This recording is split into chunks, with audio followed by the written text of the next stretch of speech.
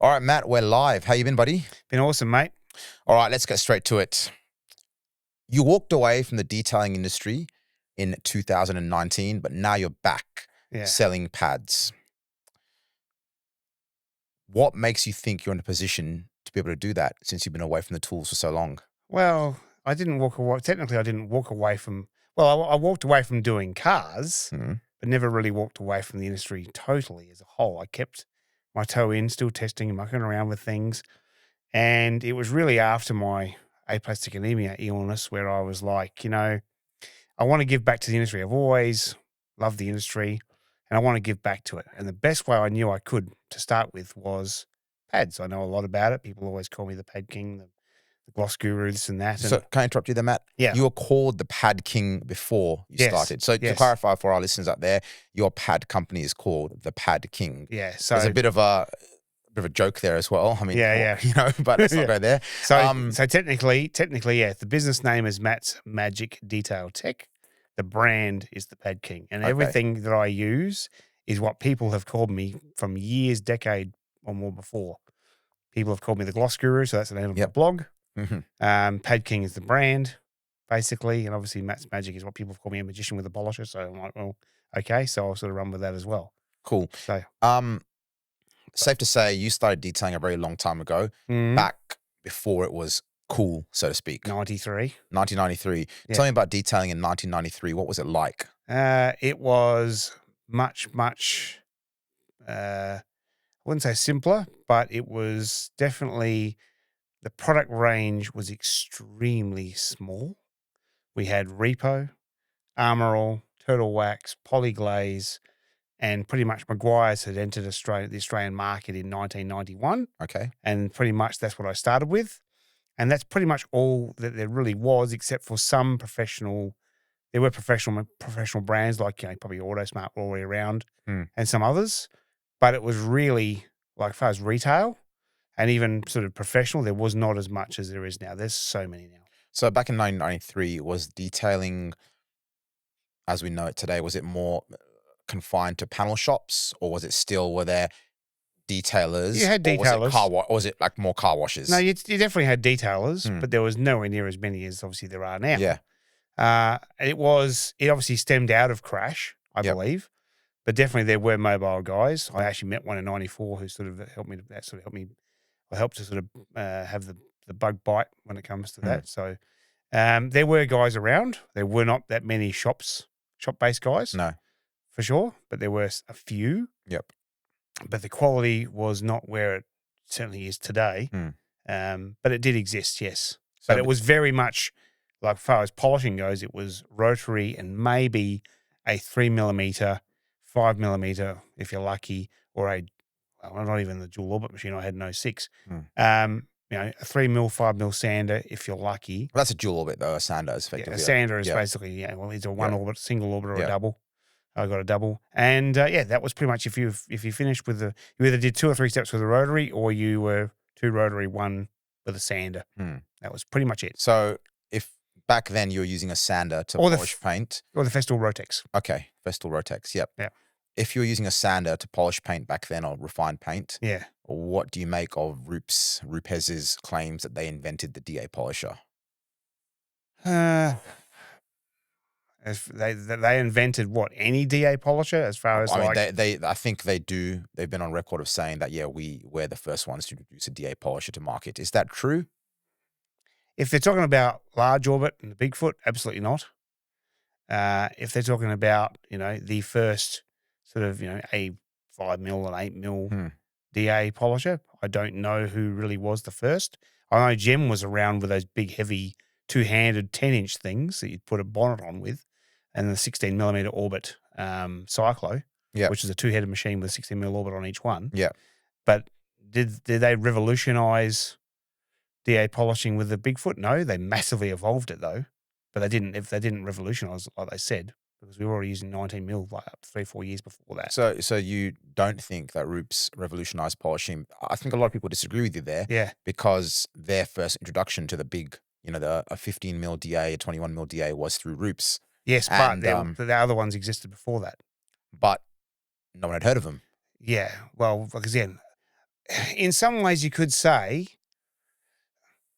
I would still call it evolution, but maybe to some degree, possibly you're right. But like when it comes to a dedicated DA polisher that's a large orbit, not a alloy accessory that goes onto a machine. Yeah. Because that was the, what was the name of the accessory that goes on Dynabraid 61385. I've still got 3 of them. That was for polishing stone, wasn't it? Or no, that was made for crash shop, mainly for crash shop guys to be able to remove setting marks faster. 19mm orbit with free spin, and there was a version I have which is also was available, which was the 8.5, I think, or the 8.4. Yep. And it was basically, as Kevin Brown puts it, offset rotary mode. So it was like having 19mm of orbit, but gear drive at the same time. Okay. Which is ballsy as hell, but you have to run it at like speed 1 or 2 and no higher because you'd melt the paint off the car if you weren't careful. Okay. But yeah, so they might have, and obviously I went from using a rotary polisher to a Makita, very large 4 kilo, almost like grinder, which was variable speed, to then going down to the Flex LG 3406 VRG, which was 2.1 kilo with the same body as the rotary, but it was way higher torque, designed to polish and grind stone. Which would made it very light, and basically But when you say about a dedicated DA polisher body with a large orbit, maybe that's what. Yeah. Okay. When you say that, yes. Yeah, so there's a lot of, I suppose, weasel words there. It's when variables. You say, it's like, we were the first company to make a body polisher under 2 kilos that did this. That was power. Okay, yeah. But the Dash 6, 8 mil was around.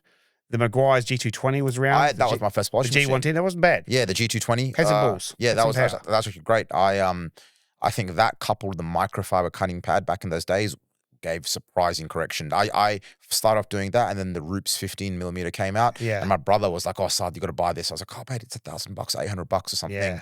And I was like, "Nah." I would love to mention one thing. And again, maybe I'm floating my boat a bit too much here, but I wasn't the first person to ever touch microfiber as far as pads. But one thing I'm sort of amazed about is the fact that in 2002, when I started using, 01, when I started using microfiber, and then rinseless washing like 02 or 03, I said, in about 7, 8, 9, 10 years, we'll probably be polishing cars with material made from like microfiber towel material. Yeah. And that 9 years later, it came out. Yeah. Now, again, there's people who were using it probably in the 90s, and apparently the Japanese were invented it in the 70s, for goodness sake. Oh, really? Was microfiber around in the 70s? Well, though? it wasn't. Well, it wasn't, but if it was, if it was anywhere, if it was outside of Japan, I doubt it. Yeah. But according to what I've researched, it was invented in Japan in the 70s. Interesting. So, okay. How true that is, I don't 100% know. So back to Pad King. Yes. I know you said that you something that you know a lot about. You know a lot about pads from your experience in the industry. Used a lot, yes. What did you identify that was lacking? I mean, what makes you think that you can do what, say, I don't know, Lake Country or Buff and Shine or whatever these other big companies are? What makes you think that you can do stuff that they can't? Well, really, it's a case of I know what the problems are, have been for a long time. I'm not saying that I can come up with designs that are as good as Lake Country had or better than what Lake Country had when David Patterson was there, which I believe they were better when he was there. Let's talk about that. What do you mean? Who is David Patterson? David Patterson runs or owns Obert Car Care in the States. Yep. A very knowledgeable man. He's actually wanted to get me on a few podcasts before and talk together because he knows things I don't know and I know things he doesn't probably know. But when he was there, Lake Country were really innovative. Okay. I don't think they're quite the same anymore. But anyway. And why do you think that is, though? What's just people have been complaining about, pads having Velcro fail and the grey layer of the HDOs separate from the other, but I still think they're very good. Do Lake Country make their own foam, or is it made by one of the European I am pretty factories? certain. I know. Well, I'm not sure if I should say who made. They could probably could go and make their own. They probably got the ability to. I'm pretty sure they were buying from a Belgian company and probably a variety of other companies I've even dealt with before or currently do. But the reason why, I mean, no one is really, besides maybe Visa, who I know and I've spoken to the owner Detlef before on the phone, really are going, okay, these are the problems, let's fix them. I'm not, the issues of Velcro premature delamination or failure, foam softening too quickly, too much. These are the things I know we've had problems with for years, and wanting to make pads that are more versatile and more durable, and finding materials that are from other industries or have never been seen before, and actually bringing them to market. Do you think some of these problems in the pads that you've mentioned, Velcro pads, so foam softening. Yeah. Do you reckon they're deliberately engineered into the pads to force you to buy more pads? Just Because if a pad lasts too long, it's not good for business, is it? Yeah, well, and I get that, and that's something I may encounter with mine eventually. But it's possible. Is it really like deliberately full on? No, but maybe it's just a case of we go, well, you know, 45 density is 35 to 45 density is probably good enough and gives it a reasonable life of 5 to 10 cars, or in my case, way more. Just for some reason, I just can't seem to kill them when I deliberately try to. Okay. And they last donkey's years. Yeah. But yeah, it could be, but I mean, obviously everyone wants more sales. Some people eventually go from being a high quality sort of production company to being, we want massive volume and sell it anywhere. But yeah, it's really, I don't think it's deliberately done that way, but to some degree, no one's going, well, okay, what if we do this or do that or change this and change things and make it better? I'm not even looking to basically make a pad that lasts forever, but I think detailers deserve pads that perform better, perform consistently for longer, that are more versatile, that can do more than just one task. Yeah. They're not just a hard coarse pad or something in the middle or soft and smooth. You know, they go against the grain. You know, they can be soft feeling, but they can be dense and they can be firm or semi-firm, or they can be in any combination whatsoever, which I do now have. So since you stopped detailing in 2019 full time, I suppose, and you haven't been in the trenches, so to speak, for the last 6 or 7 years. Yep. Do you cop a lot of flack for that from people? Because I see your videos online. You're online a lot, educating, you're writing a lot, you're telling people how to do things. But do you get people questioning your ability and saying, mate, you don't know what it's like. You're not currently working. Who are you to tell us how to do things? Yeah, I'm not going to be. Firstly, I haven't really copped anything like that. Good, interesting. Nothing. Okay, that means you're not famous enough yet. You'll know. No. You'll know you hit the big time when you get your haters. You'll get your haters. Look at Ivan. Yeah, you know, Ivan is a guy who I've known for over 25 years. Who even says, like, you're more of a detail master than I am. Yeah, okay? yeah. Now, I just take that with a grain of salt and go, you're just being nice to me. Yeah. I mean, I didn't build. Your name came up when I was talking to Ivan the other day before the podcast. I mentioned you, and he was very very high praise for you. Yeah. Yeah. But, you know, I think I referred to you. I'm always learning, though. Yeah, I said I think you're the ultimate detailing geek out of everyone I've met. Yeah, no. But I just look at everything. Yeah. So yeah, and I don't know. I just look, to be honest. I mean, Ivan, like he said, you know, he goes against the status quo. He goes outside the box, and he's sort of saying he challenges the norms. Yeah. Right. Now, I have times where, and we're probably going off track here a bit. No, we don't have a track. Yeah. We're off road. Off road. I respect Ivan a lot because the guy literally, like, before most people even knew really who he was a long time ago, he built a company with probably, I think he had 7 shops or more than that. 27, I think. Or eventually more than that, eventually. And he's built a lot of brilliant business and made probably a lot of money, but come from the R&D space before that. Yeah. And, you know, the guy knows his stuff and he knows how to make things efficient. And I think when you challenge the norms and you rock the boat a bit, people take the shits. How are you challenging the norms? Yeah. What are you doing? I think really going to saying, okay, well, screw, you know, I'm challenging the foam companies going, look, I want you to do this now and do this, and can we do that? And what if we do that? And they're basically saying, oh, if we do this, like increasing the percentage of polyol in the block to make it so it holds itself up, so its hardness doesn't drop off, we reckon it'll just sort of move around and the pad will just sort of move the product around, won't absorb any, and it won't work it and break it down. Well, I've got foam that's way higher than what anybody's ever seen for a polishing pad, and it works fine. Higher? How? What do you mean by the way higher? Like, is that you're talking about cell counts, density? The density, which is basically how much polyol, which is, you know, you got with foam, you've got polyol and isocyanate or disocyanate. They're the two. Let's start there. Let's talk about foam. Explain like I'm 5. Foam. Yeah. Okay. So basically, foam can be made from petroleum-based polyol and isocyanate. You combine, pour those two together. What's polyol? Well, some kind of petroleum oil, but I'm not really 100% sure, but, you know, but it's basically petroleum-based. Okay. You know? It's a plastic, effectively. Basically, it's a plastic. Yeah. But it's a bit, I mean, obviously with... everything petroleum is basically a plastic. Yeah, basically. And even redline oil, it's polyester as their main ingredient. Got it. Which I've used before. Yeah. I love redline. Yeah. So you got that and the isocyanate. Basically, you pour it in and you put your dyes in there, all your different things in there. and how much of that polyol you put into there when you actually make the foam, and it goes onto a 60-meter, slab stock, or big rolling line. Yep. And you make a 60-meter slab stock of it. Basically, it basically rises up. So it's basically like doing bread, like self-raising bread. Yeah. So there's some sort of chemical reaction that occurs. Yeah. But now they're doing it with vacuum. They're doing vacuum VPF foaming. Okay. Having like a 60-meter long submarine, basically, and you just stick it in, shut the doors, and the vacuum makes it rise up. So you got those two ingredients, and those two ingredients basically naturally combine, makes it rise. And basically, how much percentage of polyol goes into making that foam determines how quickly how quickly it's going to soften. And usually, when you go for, let's say you've got, most foam is 35 to 45 kilogram density, right? Some can be even lower, like 8, but that's not going to work for a polishing pad. If you make it like my green all-rounder, where it's sort of in the middle, it's not soft, but it's not firm, it's going to be really, really balanced. It's going to be very, very thermally stable. But if you make it firmer, it'll soften even faster because it can't hold itself up. So yeah, you've got, as you go firmer, you've got to increase that density, increase the amount of polyol that you put in there. Okay. You have to do that. Yeah. Then you got cell size, which you can have large cells, gives the pad more of a scrubbing action, more of a tearing action. It's got more aggression. Or you can make it super, super, super smooth where you can barely even feel them, and they can't dissipate heat as good, so they get hotter. And what about closed cell versus open cell? That's the biggest thing. Yeah. What does that even mean?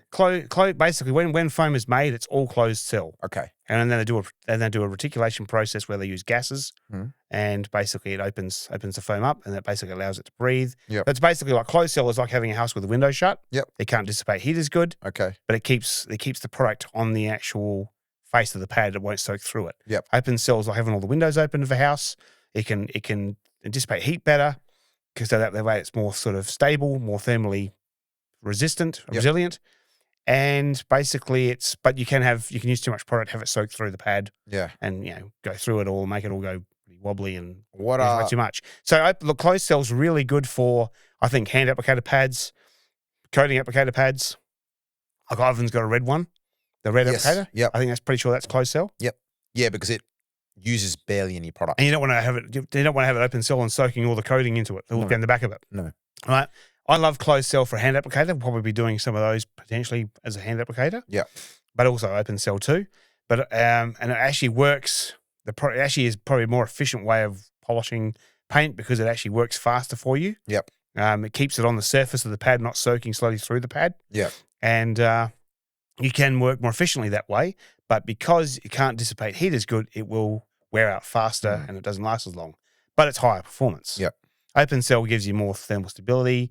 You can dissipate heat and it will usually last longer. Yep. But again, if you use too much, it can soak through, and then you can get what's known as Velcro delamination or premature failure, because if you've got a product that's definitely one of the older style ones with solvents in there, some of the particular solvents, kerosene, other things, if you use too much, can soak through the pad. If you don't, someone that uses a lot and doesn't clean it enough, soaks through the open cell foam, and then it reaches the Velcro adhesive and breaks it down and it comes off. So in your case, what design are most of your pads? Yeah. Probably the they're open at the moment. Open cell. Yeah. Okay. Yep. And there probably will be a few closed ones, but not too many. Yeah. But again, say with open cell, the problem is you get the solvents going through. And most of the products today are pretty safe. Yeah. They're pretty safe, and they're pretty much waterborne. Yeah. Or water-based. Yep. Waterborne is just a fancy way of saying it. Yeah. Yeah. But they may have some solvents in there, but they're not going to have, the old school. Most of them don't now have sort of the de-aromatized kerosene or desulfurized kerosene. Yeah. Some of the really nasty, like aromatic hydrocarbons, because with not to get crazy technical here, but petroleum hydrocarbon solvents, there's aromatic and aliphatic. Aliphatic's a bit more gentle. Aromatic is like your xylene, your toluene, your hexanes, and all that stuff. Yeah. Right. You can have some of those that got 2% aromatics in it, and you can have hydrogen treated light grade, heavy grade, medium grade distillate, all that stuff. Some of those things from those polishers in the past, and still a few of the ones that are still out there now, not many, but a few. Yeah, you use too much and you don't clean it enough, and it soaks through, and it can reach the Velcro adhesive, and it can break down that adhesive.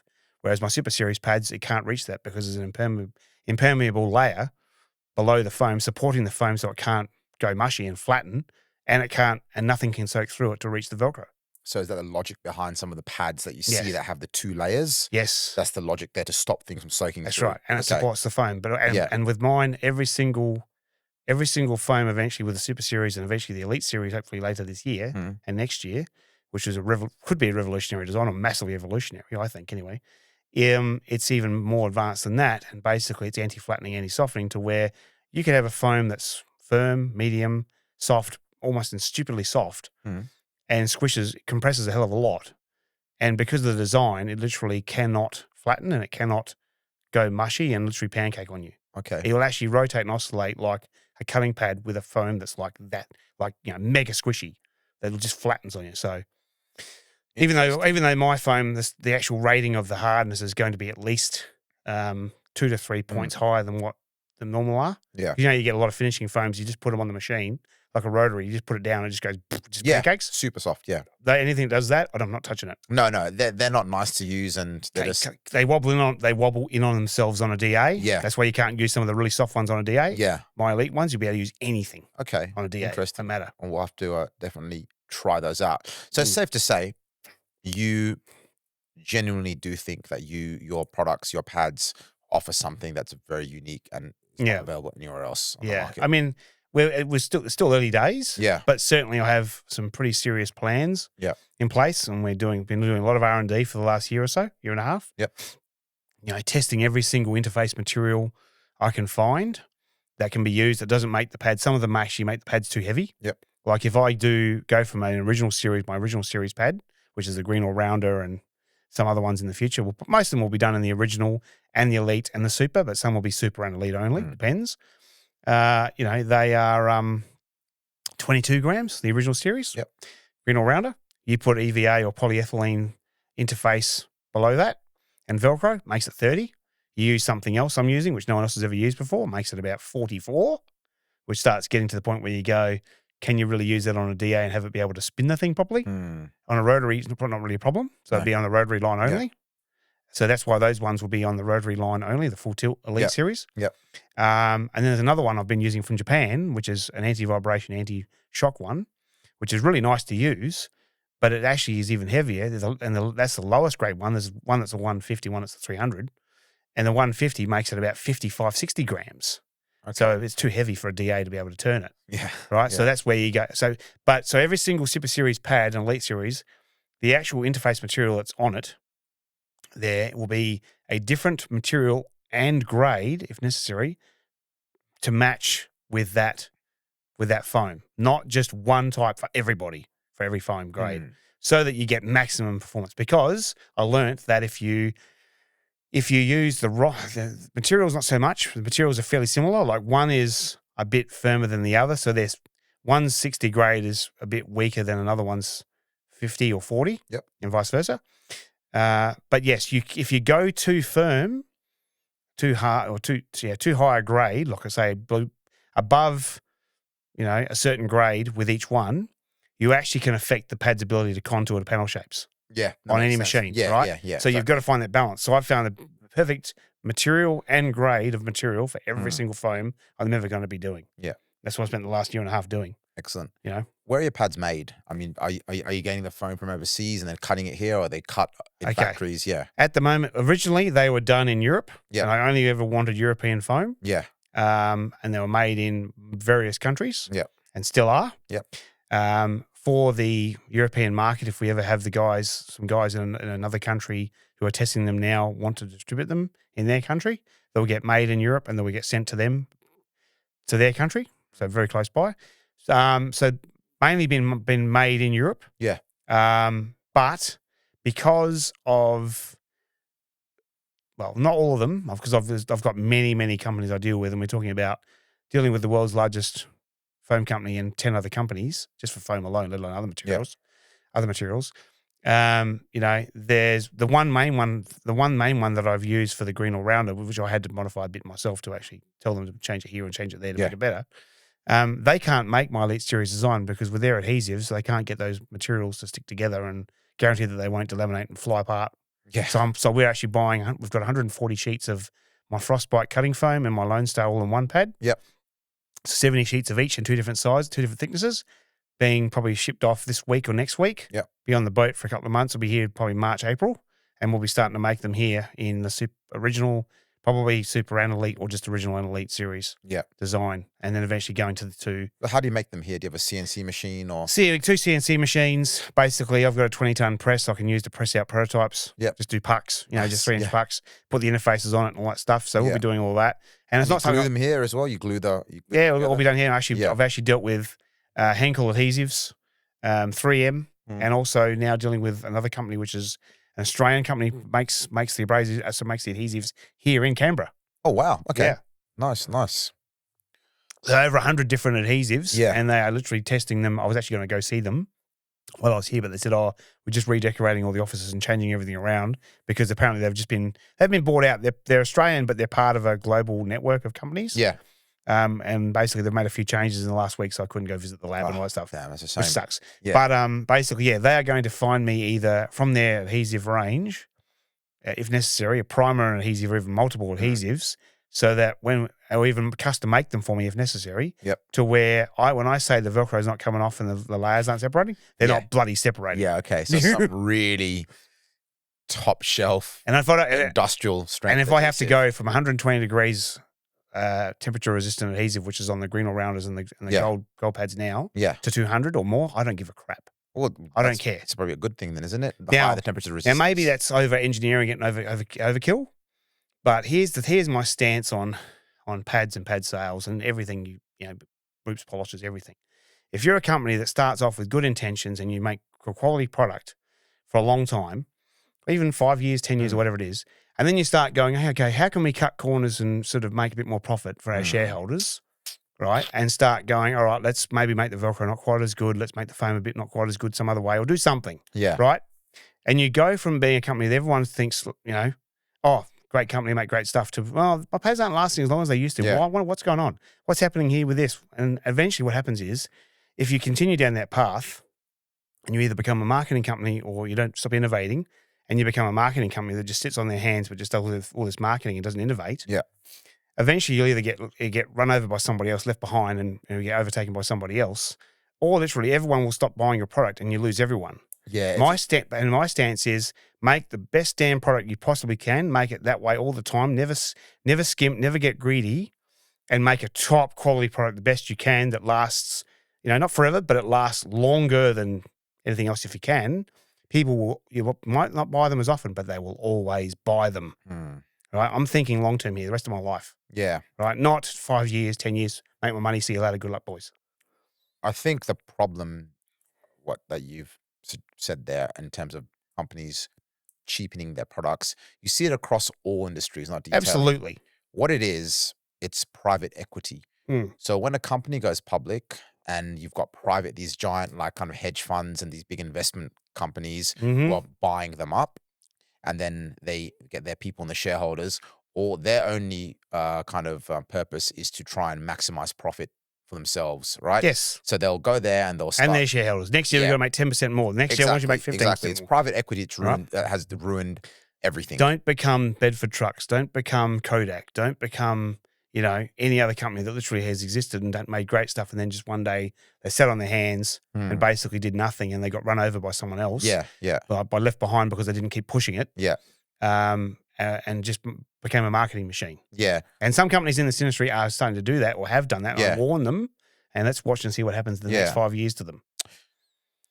You're a fan of G-Technic products, I believe. A lot of their products. Not sure where you got that from. I mean, the first coating I ever had was C1. Was C1 with Tim. I think you've used Crystal Serum Ultra. You said it's great. Yeah, it's good. Yeah. Is it the pinnacle today? No. No. I mean, it's tough. It's a tough one. I think all coatings these days are pretty good now. Yeah. So okay. So I started doing coatings in 2007, and the initial idea I was told of, we're going to spend 5, 10, 20, 30, 50 hours or more doing cars, because I was $500 to $4,000 like 20 years ago. Yeah. To do, and that was just correction alone. That wasn't anything else. Yeah. But I was also, I threw in sealants and put like multiple coats on everything, polishing trim, making it permanent. Yeah. And that stuff. The idea of we're going to spend that much time and then we're going to wipe it with IPA and put a coating, I'm like, ugh. I wasn't a fan of it initially, but then I sort of thought, okay, so I contacted Robert Earl in the UK. Yeah. In 2007, he sent me some. used it, and then Tim obviously started getting it in 500ml bottles. $2,500 later. Yeah. Don't spill it. Yeah. And look, it was great stuff. But if you got it onto a window and it literally cured, it was like concrete sap. It was like I think that was back in the day. that was because it was pure silica. Yeah. It was silica. Yeah. The reason I'm asking you that is because G-Technic, as you might know, recently got acquired. Did they? Didn't know that. By Lumar, I believe. No, Lumar. Now, who owns Lumar? Is it Eastman? I thought it was Eastman. Eastman. Yeah. Yeah, right. So I'm not sure what that means for the industry. Yes. I think Rob Earl would be incredibly happy. He would have got a great payday. Yeah, sure. I think the goal of every business, and of course, Drew Gill, who was the first guy with G-Technic, I believe, he was the guy that actually started it, I believe. Okay, yeah. I mean, but yeah, I think Rob Earl. He was like, I'm not sure if he was second or what. Yeah, but I'm not sure if he's up there. G-Technic now, who owned it, or what the company structure was. Too many years ago. Yeah. But what do you think when a small detailing company, well, it's not really small, G-Technic is huge. Yeah. But when a company like that gets acquired by a behemoth like Eastman, basically, what do you think that signals for them? It can signal, we want volume, even more than we've ever wanted before, which I totally understand why. I get the business of it. You want sales, you want to move it. Yeah. But I worry that it's like, how much innovation are you going to be doing? Because I think look, I know to some degree I'm an outsider today because I haven't been doing cars besides a few here and there. And I'm from the outside maybe looking in. But G-Technic to me, from what I've seen, which is maybe not everything, a lot, seems to me that they've sat on their hands for the last 5 years and haven't really gone and seen them and blown their mind. EXO has always been updated. EXO yes, it has. Was a lot better than V4. I remember the first one was in a friggin' spray can, like a friggin' yeah. We couldn't even get the last 60 mil of it out. I still think their glass cleaner, I think, has been dethroned by the Built Hambert one. Yeah, Built Hambert. Yeah, that's fantastic. But I did love Corosol until, of course, I found Labo Cosmetica Sedero and other ones which you can dilute, which every iron remover to this day now should be like concentrate. Yeah. Like 4-to-1, 7-to-1, 10-to-1. Yeah. Otherwise, go away. Yeah. I know what you mean. Yeah. Their products are great. I think their interior, what's it called? Their interior cleaner. Their clay bars are good. I swear by their clay bars. I've never used their clay bars. They're pretty good. But I mean, I think we're heading towards a world eventually where detailing companies are all owned by a handful of conglomerates. Yes. That's how case in point. Yeah. Auto Appearance Group. Okay, tell me about Auto Appearance Group. They've bought up 3D. They've bought PNS. Yeah. PNS. And I think something, a tool company. Yeah. I think I've forgotten what they're called now. And look, what does that mean for PNS and 3D? I don't know. I've only ever had one communication with Tunch Goran, who I started 3D and owned it. Yeah. I don't know where he's at or where he sits in the whole thing now. But you could be. It's a bit like, look at car dealerships, right? Eagers. They actually, I think I'm not sure if it's true, but I thought was it Competition and Consumer Commission was saying that they're going to stop Eagers from like basically owning every dealership. Actually, every dealership in Australia because they own that many already. And there's another one, another group. I forgot what they're called. They just bought up a few of the dealerships here in Canberra. Yeah, as well. They're huge. They've got a lot of supercar dealerships. So, for example, like when I was in America, I saw some of these super yards back in 2010 in Boise, Idaho, of all places. Yeah, and other parts of the country when I travelled. And basically, there was like 3 or 4 companies, and they had like 4, 5, 6, 7, 8 brands in each one, and that was the whole lot. Yeah, they covered everything. Wow, right? And it could do so. Because I think in the PPF space, for example, you have 2 companies. Really. You've got Expel and you've got Eastman, and they just buy up everyone. But what about GSWF and all the others? Look, they're too small. Yeah, they're too small. They're not worth worrying about. They're not conglomerates, are they? No. So, for example, Eastman, they've got Suntech, they've got Lumar. Yeah, they bought Premium Shield. Where's Stack? Are they on their own? Stack's another Korean company again, but they're not a huge company really. Right. Yeah. There's 2 main players. Yeah, Expel and Eastman. Right. And both their business models are basically they find other companies and they buy them. Expel has done that over and over again. And to be honest, that's great. If me as a small business owner, if I had a product that I was selling and a big company said, "Hey, Saad, I want to buy this off you. Here's 50 million." Thank you very much. At the end of the day, if I ever get to the point where I'm a quarter of the way to where Buff and Shine is, and if 3M came to you and said, "We want to buy you," fine. Would you say no? Hell no. I might not. Yeah, I think If the offer was like too good to be true or too irresistible, you might. And if I'd been around for 10, 15, 20 years and I've done a lot, and really help people out, might be happy with it. But I'm definitely not someone who's going to be a sellout and be on YouTube and going, I'm sponsored by such and such. I don't do that. No, I think in these cases when these big conglomerates buy you out, part of your contract is you work with them for a year, 2 years, 3 years. So in your case, if 3M came and bought you, they might be like, all right, Matt, here's a lab.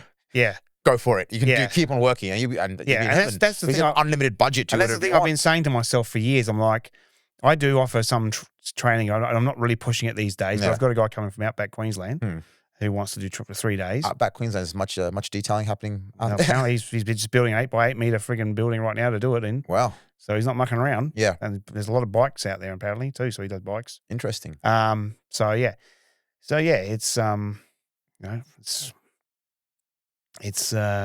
was trying to thought. That's fine. I've got another question for you. Yeah. So you've been around a long time. Yeah. Tell me something that you think that you had to learn the hard way, that you're preaching, or you see people preaching, but then you see people today making that same mistake over and over again. Oh, there's probably a few. The main one is, the one thing I think is, well, there could be a few.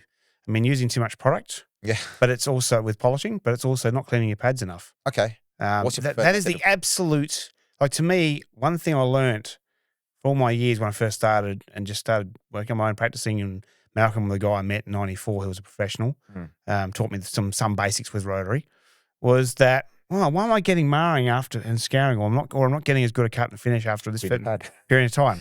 Let's try this. Let's try that. Let's try all these different things and see what happens.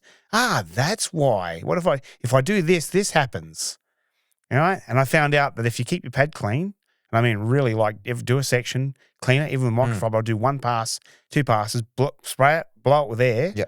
Right? Literally put a fraction of product down again, maybe, do 1 more pass, and that's it. I don't get the micromarring that people get in the haze. Yeah. Because I'm getting rid of all that crap. Yeah. Because they hang on to everything. 100%. Yeah. The reason microfiber cuts so well is the reason it mars so easily. However, though, as David Patterson taught me, one thing I did learn from the guy is that a lot of microfiber grades don't cut for crap. They don't cut for shit. I don't think the microfiber itself cuts, though. You see, the microfiber itself isn't doing the cutting. It's the ability of the microfiber to hold on to product and to it's what allows it. It's a massive surface area. I'm about to say the same thing. Yeah, wool and foam. So wool and microfiber gets it from surface area. Yeah, that's why I'm trying to talk about pad materials a bit later. Actually, I do want to get into that. Yeah, but I want to there's lots of information about your pads online, and I think you do sell. Do you sell a pad stack of all of the favorites that people you can? I've got the Aussie green and gold pad kit, which you can get it in a 6-pack. You get 3 5-inch green, 3 5-inch golds. Yeah, or you can substitute the greens with 6-inch if you want, like Jason does. Yeah, he loves a 6-inch at Detail Autohouse. But I'm planning on doing a royal chest or a royal box. Yeah, I think you need to have a back 6-pack, or something. Which is like, one maybe 2 or 3 of the Frostbite, the Lone Star, the All Rounder, the Gold, and then the Japanese foam. Yeah, that I'm doing next. Yeah, and seeing how I'm obviously doing a trial run of that. I'm not going to buy tons of it, but I'm buying 20 sheets of 2 different foams. Yeah, make those because they don't do any conversions in Japan. Make those, then see how people like those. Do they like it? Does it work for them? If so, continue with them and then bring in more. And then basically, continue from there and find whatever else I can find, But, So, I've always... it sounds like there's a lot happening. So, you got... And the Japanese foams, they're literally made in Japan. They are made in Japan. Okay. What about China? You can buy some really... cheap pads and decent, pads. Mate, that you can... And they will get better, I think. I've purchased lots of pads from China. Yep. For testing purposes. And I'll tell you what, mate. Okay. For the money, amazing. Yeah. The fact that they were a third of the price of the major brands, if they last half as long, well, I'm still ahead, Yeah, and there are people like that. And I know that there's going to be people that will not buy my pads. Yeah. I'm not going to get everybody. No. That's okay. No. But I'm for the guys who want to literally be, they're in the detailing for the right reasons. They want pads that are more versatile, more durable, that last longer. Yeah. And perform better for them and makes them more profits. Yeah. And that want quality and, won't substitute for that. But look, here's what I want to say about China. I don't know everything about what's happening with Chinese when it comes to foam, but here's what I have learnt.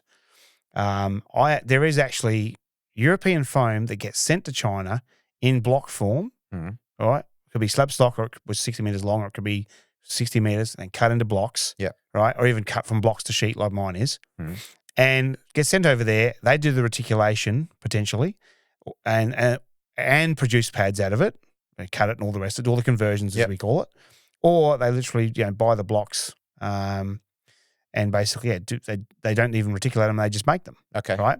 But if they do the reticulation process, one thing my mentor taught me many years ago, because he actually had pads made by Richard from Buff and Shine for his company, he said if a lot of the Chinese stuff, when they reticulate it, apparently there's gases that are used to blow the cells open, and it's like ignited, and it blows the foams open. Yeah, okay. So if you use crappy gas, it's shit stuff. Okay. Right? So you got to use good quality stuff. Now we've got VPF, which very few companies have.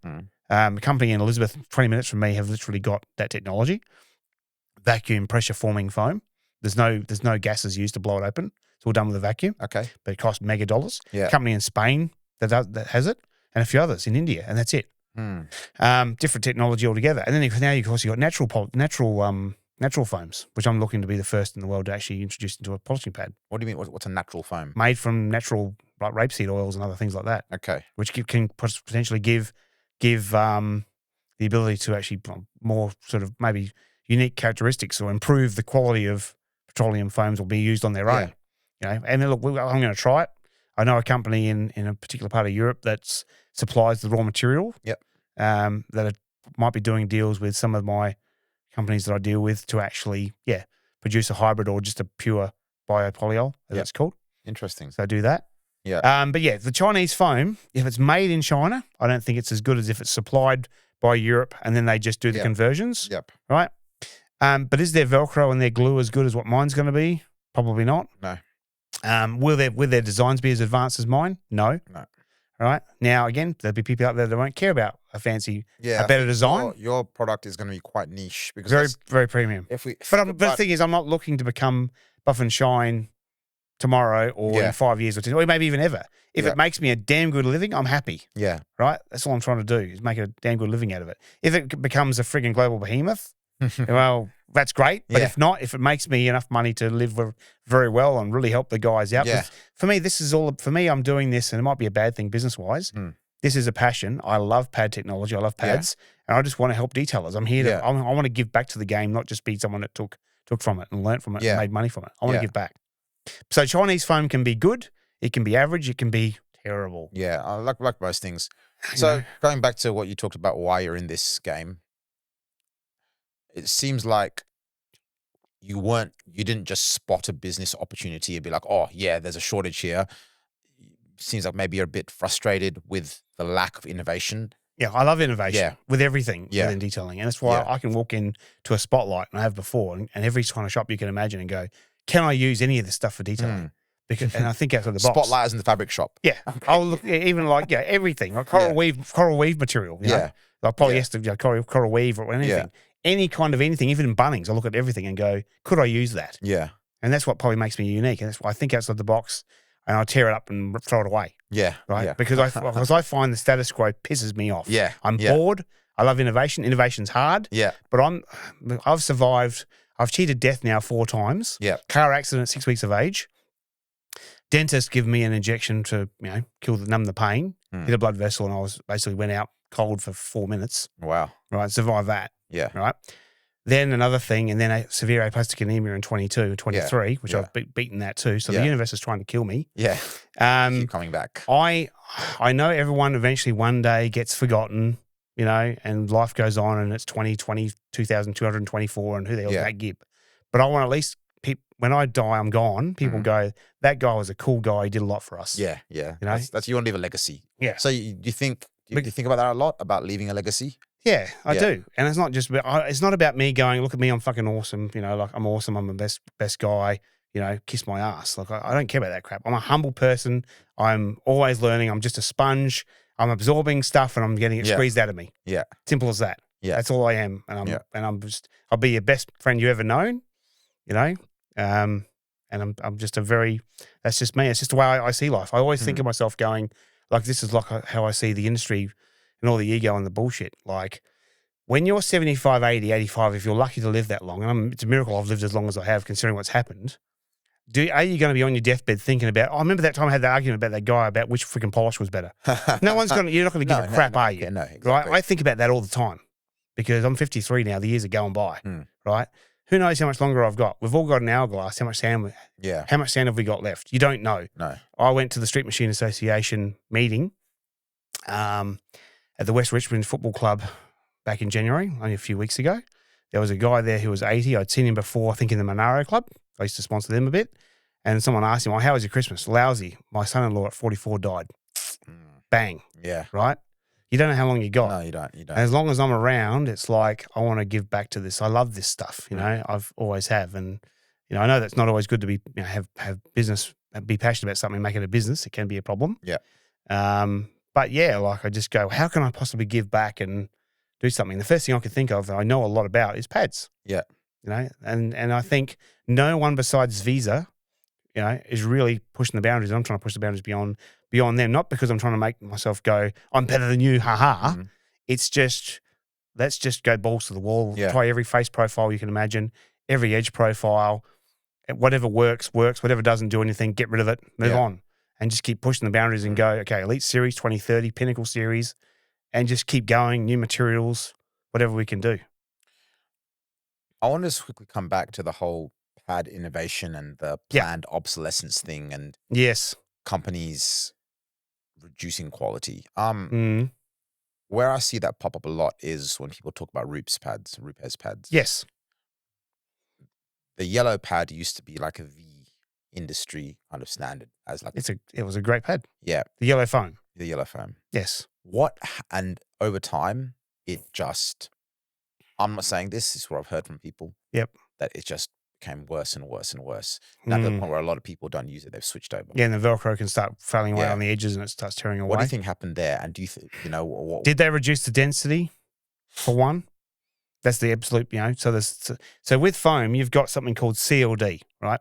Compression load deflection. That's basically the hardness rating of the foam. It's rated at, it says CLD 40% kPa, kilopascals, right? Yeah. And you have a certain number. Now, if they're really, really the ones that just pancake from the weight of the machine, that's about like 2.0, 3.0. Yeah. I want mine to be at least a lot more than that. Yeah. Right? But they can go up to like 16. I've got some that go up to 20. Okay. Like they literally are like a coil spring. They just, they just bounce right back. Yeah. If you lower the density, like the pad that I considered one of the best ever, which was a French foam, which Lake Country bought from them 2 years after I was buying it. They're still supplying it to them probably now. It's a great foam. Its density is a bit less than mine, but its elongation, which is how far you can pull it before it breaks, and its tensile, what it can handle as far as tear resistance, mine's 50% higher. Okay. Right? Those two are 50% higher. Yeah. There's a minimum standard of all these ratings of density and cell size and everything else that I have. You cannot go below that. Okay. You can only exceed it. Okay. I will not accept anything below these certain levels. Otherwise, it's not going to... You have very high standards that you're trying to engineer. Yeah. I suppose my only point there from a business perspective for you would be, as you mentioned to earlier, I think your market is going to be quite limited. Yeah. From my perspective, let's say, okay, you talked about keeping pads clean. Yeah. When pads reach a certain price point, I suppose. Yes. It's more economical to clean them less and then just wash them afterwards. Use multiple pads to do a car, have lots of them, wash them afterwards. Correct. And that dies, but then you throw them out and get new ones. They are a consumable item. Exactly. And mine will never last forever. And look, maybe I'm over engineering them too much. Yeah. Right. But, you know, I will get them to the point where they are exceptional performance. Yeah. They're always going to work. They'll be a little bit cheaper than someone else's, all the same. Yeah. You know, the idea initially was to be, okay, you know, we're not at this sort of top shelf price, but we're not far off where the cheap average ones are. Yeah. But we're a lot better. So, I mean, like, you look at, I get what you're saying, but I agree. They are a consumable item. Yeah. But I just believe detailers deserve stuff that lasts longer than 2 cars, 3 cars, 5 cars. Yeah, 100%. Look, we probably get 5, 10 cars. My record is 25 to 100. Yeah. But for whatever reason, you know, whether it was from the rotary days, the rotary just doesn't beat them up. Like it softens them, can soften them more, but doesn't beat them up like DAs do. You know, maybe. But look, it's just about, make a better product. And look, maybe it will be, and maybe there'll be people that just won't buy mine, and that's fine. But I'm not looking to become a billionaire out of this. If to some degree you go, okay, we've gone a bit too far on the density and they're too good. Yep. You wind it back a bit, but I'm never going to go back to where they actually currently are. Yeah. As far as like most foams are, it's not good enough. You know, if you've got a foam that's 35, 38 density, and you make it like a Rupes blue cutting foam, it's going to soften way too quick. Yeah. You got to go higher. But yeah. Yeah. So no, So it's everything's about. I think for me, it's going to be finding that balance of don't make it stupidly good, but make it. Don't skimp on anything. Don't cut corners ever. But just make it definitely last longer, be better. But yes, it's still going to wear out eventually. I suppose from what I'm seeing is your angle is that the current pad manufacturers have just been doing the same thing over and over again. They haven't been giving people options, and they haven't been innovating because they're too lazy, and there's no need to because they've got who are they? You got Lake Country, you got Buff and Shine. Who are the main pad manufacturers in the world? In the US, Lake Country and Buff and Shine. There were American Buffing, but I think they're gone now. Yeah, I think they're gone. DRC, which was Joseph Sabo, I think he's or his dad. He started that and he had the DRC, the diagonally recessed center hole design, which we're actually using now. For some things. They were really good, but they were probably just American filter foam. Some American filter foam just doesn't quite cut it for a polishing pad. But they went to some European ones too, and they were good too. And there are other ones. There's some in Poland. There's some other companies around the place. But Lake Country and Buff and Shine are the big names. And look, don't get me wrong, I love those guys. I really do. I still respect the hell out of them. The Lake Country pad washer, I think, has been a genuine. It's a great thing, unless you got forced rotation machine because they don't spin fast enough. As Ivan would say. True. Yes. You go, I don't know. The reason I don't use one is not even the fact that what the price is from here. It's just I do a lot of testing, but I don't do enough to need it. I'll just spray the pad with rinseless wash, give it a rub, blow out compressed air. It's 98%. And it works. It's 98% clean. Yeah, we've got two of them here, Lake Country pad washers. And also does, not to go against Ivan by any means, he's right mainly, but will blowing a foam pad with compressed air on an angle for the time frame that I do it with the DA with the machine off, with the rotary with the machine on, destroy a pad and make it wear out faster. It may soften a tad more, but it's still going to last significantly longer. If you don't do it, it's even better. Yeah, but if you do it, it's not really going to kill it. The reason we don't blow pads out anymore is primarily a health and safety thing. Yeah, and the mess. That's why you do rinseless. You get it really fairly wet. Yeah. Right, and you rub it when it's wet. You rub it and you put it straight into the bucket or some other system. Yeah. It's the mess. But pad washers, if you got production, like you got staff, and you're doing cars, have one on each side of each car, and just keep and also we're doing PPF as well. So that's very important to stay clean. Yeah, I mean we have a separate PPF room and everything, but even then, polishing dust is tiny. It gets everywhere. I remember I learned that when I moved from my first shop. Yeah, and I packed the shop up. And everything pretty much, I saw, oh my God, there is polishing dust just caked on everywhere. Yeah. As I was moving it, just all the stuff. And can you imagine if that was solvent-based? Yeah. Stuff? Exactly. And I was like, man, you're breathing this stuff in. It's not, can't be good for you. Yeah, crystalline silica, mate. That's where I started. Crystalline silica abrasives that would gouge and tear and cut but couldn't finish. Yeah. To aluminium oxide and all the other stuff. We've talked a lot about pads. I want to talk about the detailing industry in general now and your thoughts on that. So Australia versus US versus Europe. What are you seeing? You've got connections all over the world. What are you seeing that the Australians do better than other places, or if anything? Yeah, look, I think Australians. I think with everything, with sporting, with everything, we punch above our weight. Look at the Japanese, for goodness' sake. Like a country that small make that much of a difference, impact on the world for 50 years or 60 years after they got blown to the Scheisenhausen. Yeah. It's pretty impressive. Yeah. So we punch above our weight. We really do, and I think Australians are somewhat skeptical people, and we like to sort of have stuff proven to us before we do stuff. Like we don't like the American, some of the American sort of pushy beat our chest. We're the greatest, blah blah blah, sort of pushy sales tactics. We don't find that, we don't like that too much. But I think really, considering where we are, I don't think we're sort of like down the bottom of the world and we're way behind the times. I think in some ways we lead. Remember, I think it was either Jason Rose or David Patterson said. Actually, he reckoned that Australia and Europe, when it comes to detailing, was leading. And I still think that way. Yeah. Look, I love a lot of the American guys. Some of them, don't get me wrong, I respect the hell out of them. A lot of the really good guys. They are brilliant. The Parker brothers and others, anyone that's really proven themselves over years or decades, they're great. And they do bring a lot of good technology to the industry, and they're doing things. And I love them.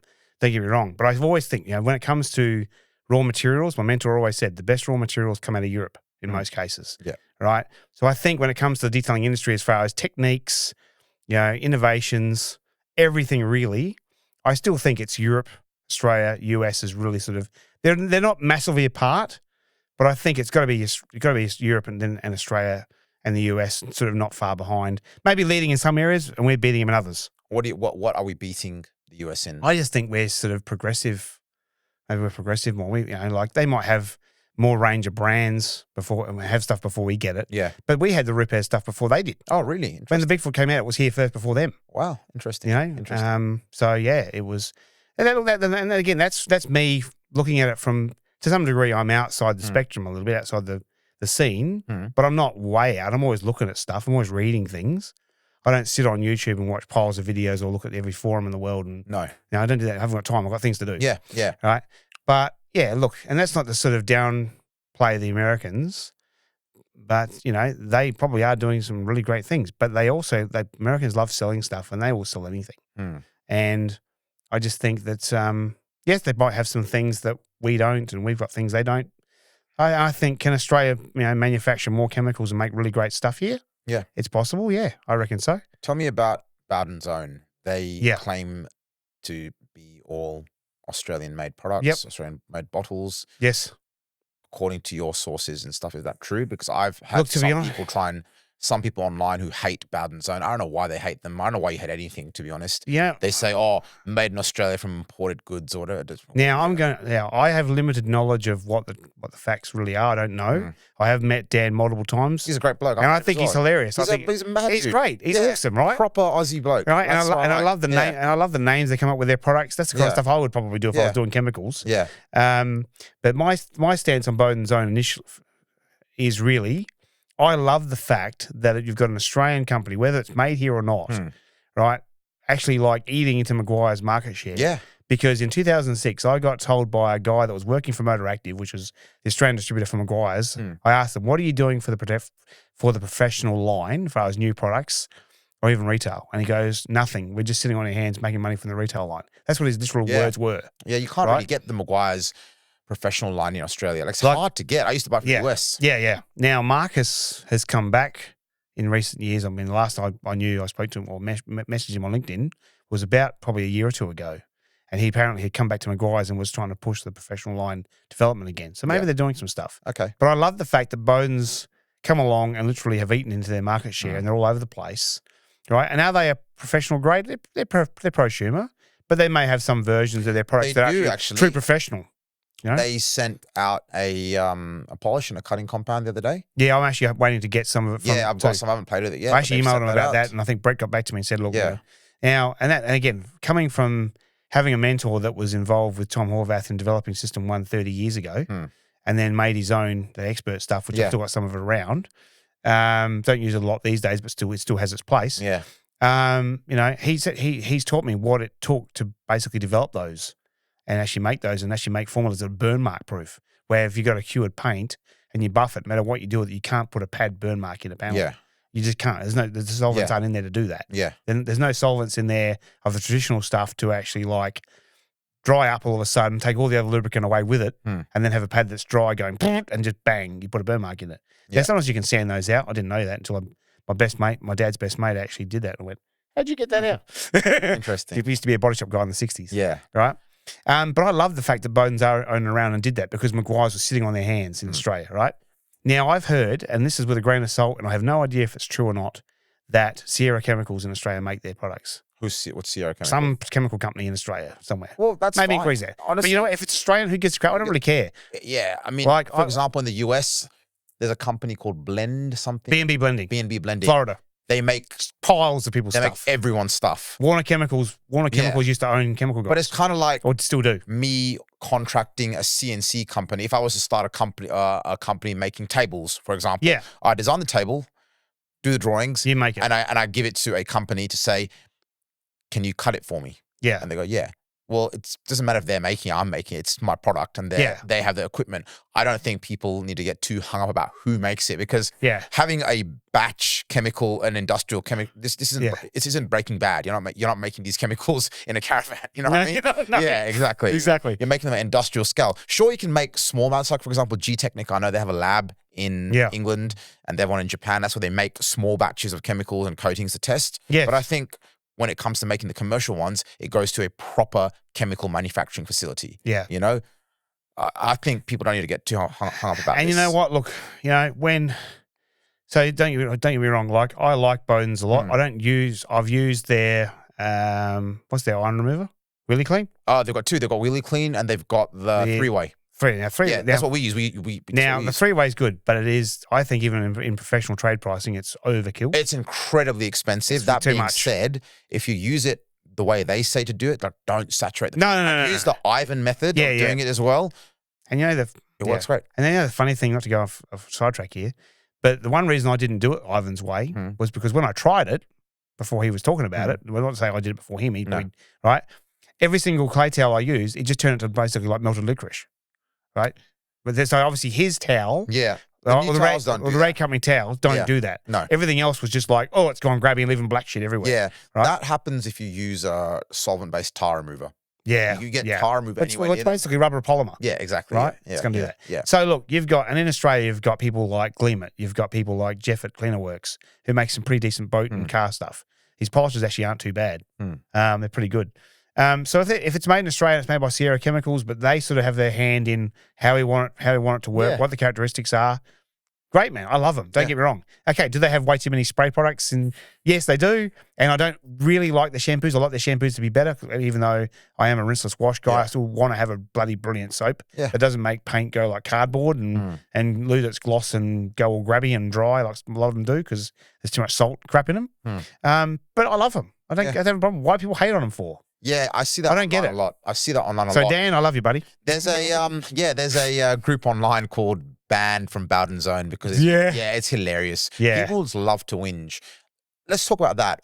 Why do people, detailers especially, whinge? Why do they love to whinge online? It's like don't they have work easier. To do? Yeah, doing what I've been doing for the last 2 years, doing R&D, getting 3-inch, pressed out, punched out foams from A4 sheet samples. Yeah, literally putting interfaces on them and putting Velcro on it and just testing it. Yeah, and going, okay, which particular grade of material is going to work with this foam and trying all this stuff and spending all this time in the garage, hours and hours and years of doing it. It's like, well, this is what it takes. Like, if you see a detailer that's really successful and you're not, and you want to whinge about it and carry on, well, mate, I'm sorry, but if you want great things to happen in your life, it takes effort. Yeah. There's no way around it. Yeah. Right?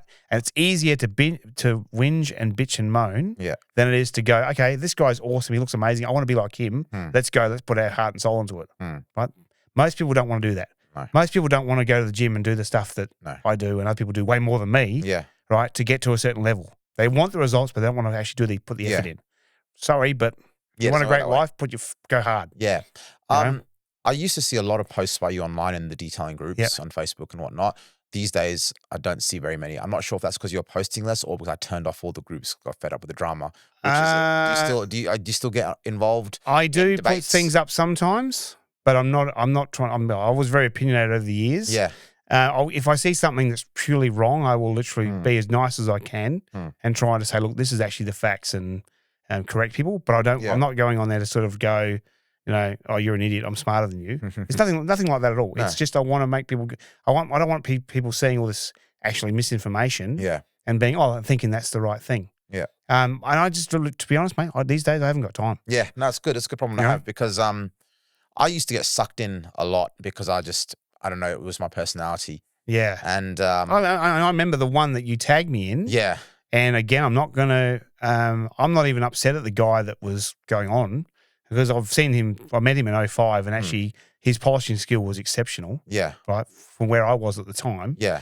Right. And I still respect the guy regardless. Yeah. But you tagged me in one about the particular brand of polishes and he was selling. Yeah. I'm not sure if it was was it Shine Supply? Remember that one about Shine Supply? Yeah. Oh, yeah. I remember Shine Supply. Right. And he was talking about classic cut or chop top. Yeah. And I looked at and I basically found the safety data sheet. Yeah. And based on what my mentor has taught me, who spent millions developing his polishes, I had a look at the formulation, even though they can be very vague and they only show the hazardous stuff most of the time. And I asked him, before I even posted, I said, Pete, what do you think of this formula? I wouldn't make one like that. It's got too much solvent, too much this, too much that. Yeah. I posted up basically that, and he cracks shits and carries on like a Fruit Loop. Now, I still respect the guy, don't get me wrong, but that was one of the things you see. Yeah.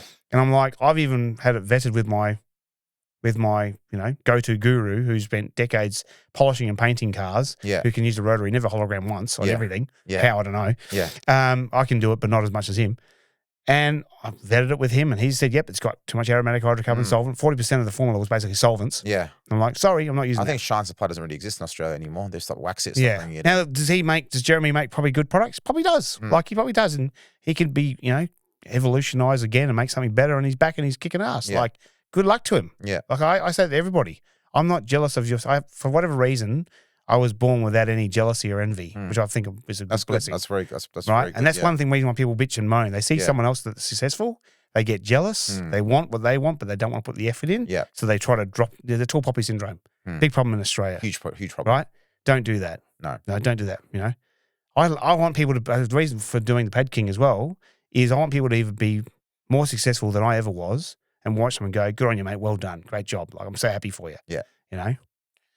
With the whole online thing with social media and whatnot, and Instagram videos and these little reels and TikTok and all that, do you think that's been a net positive of detailing, and do you see a lot of just nonsense being pushed out on social media from detailers? It's a mixed bag. I think it's a mix of good, bad, and ugly. There's some good stuff out there. Like there's one from a guy I think he's in the States, and he was talking about you've got to tilt when you use a rotary.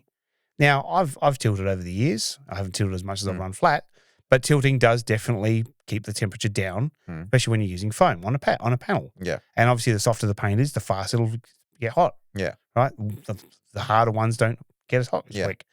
But you always got to finish flat. Yeah, and I'll always refine and finish flat with a wool pad and a foam. Always finish, even if it's one pass, two passes. Yeah, and I've tilted for 3/4 of it.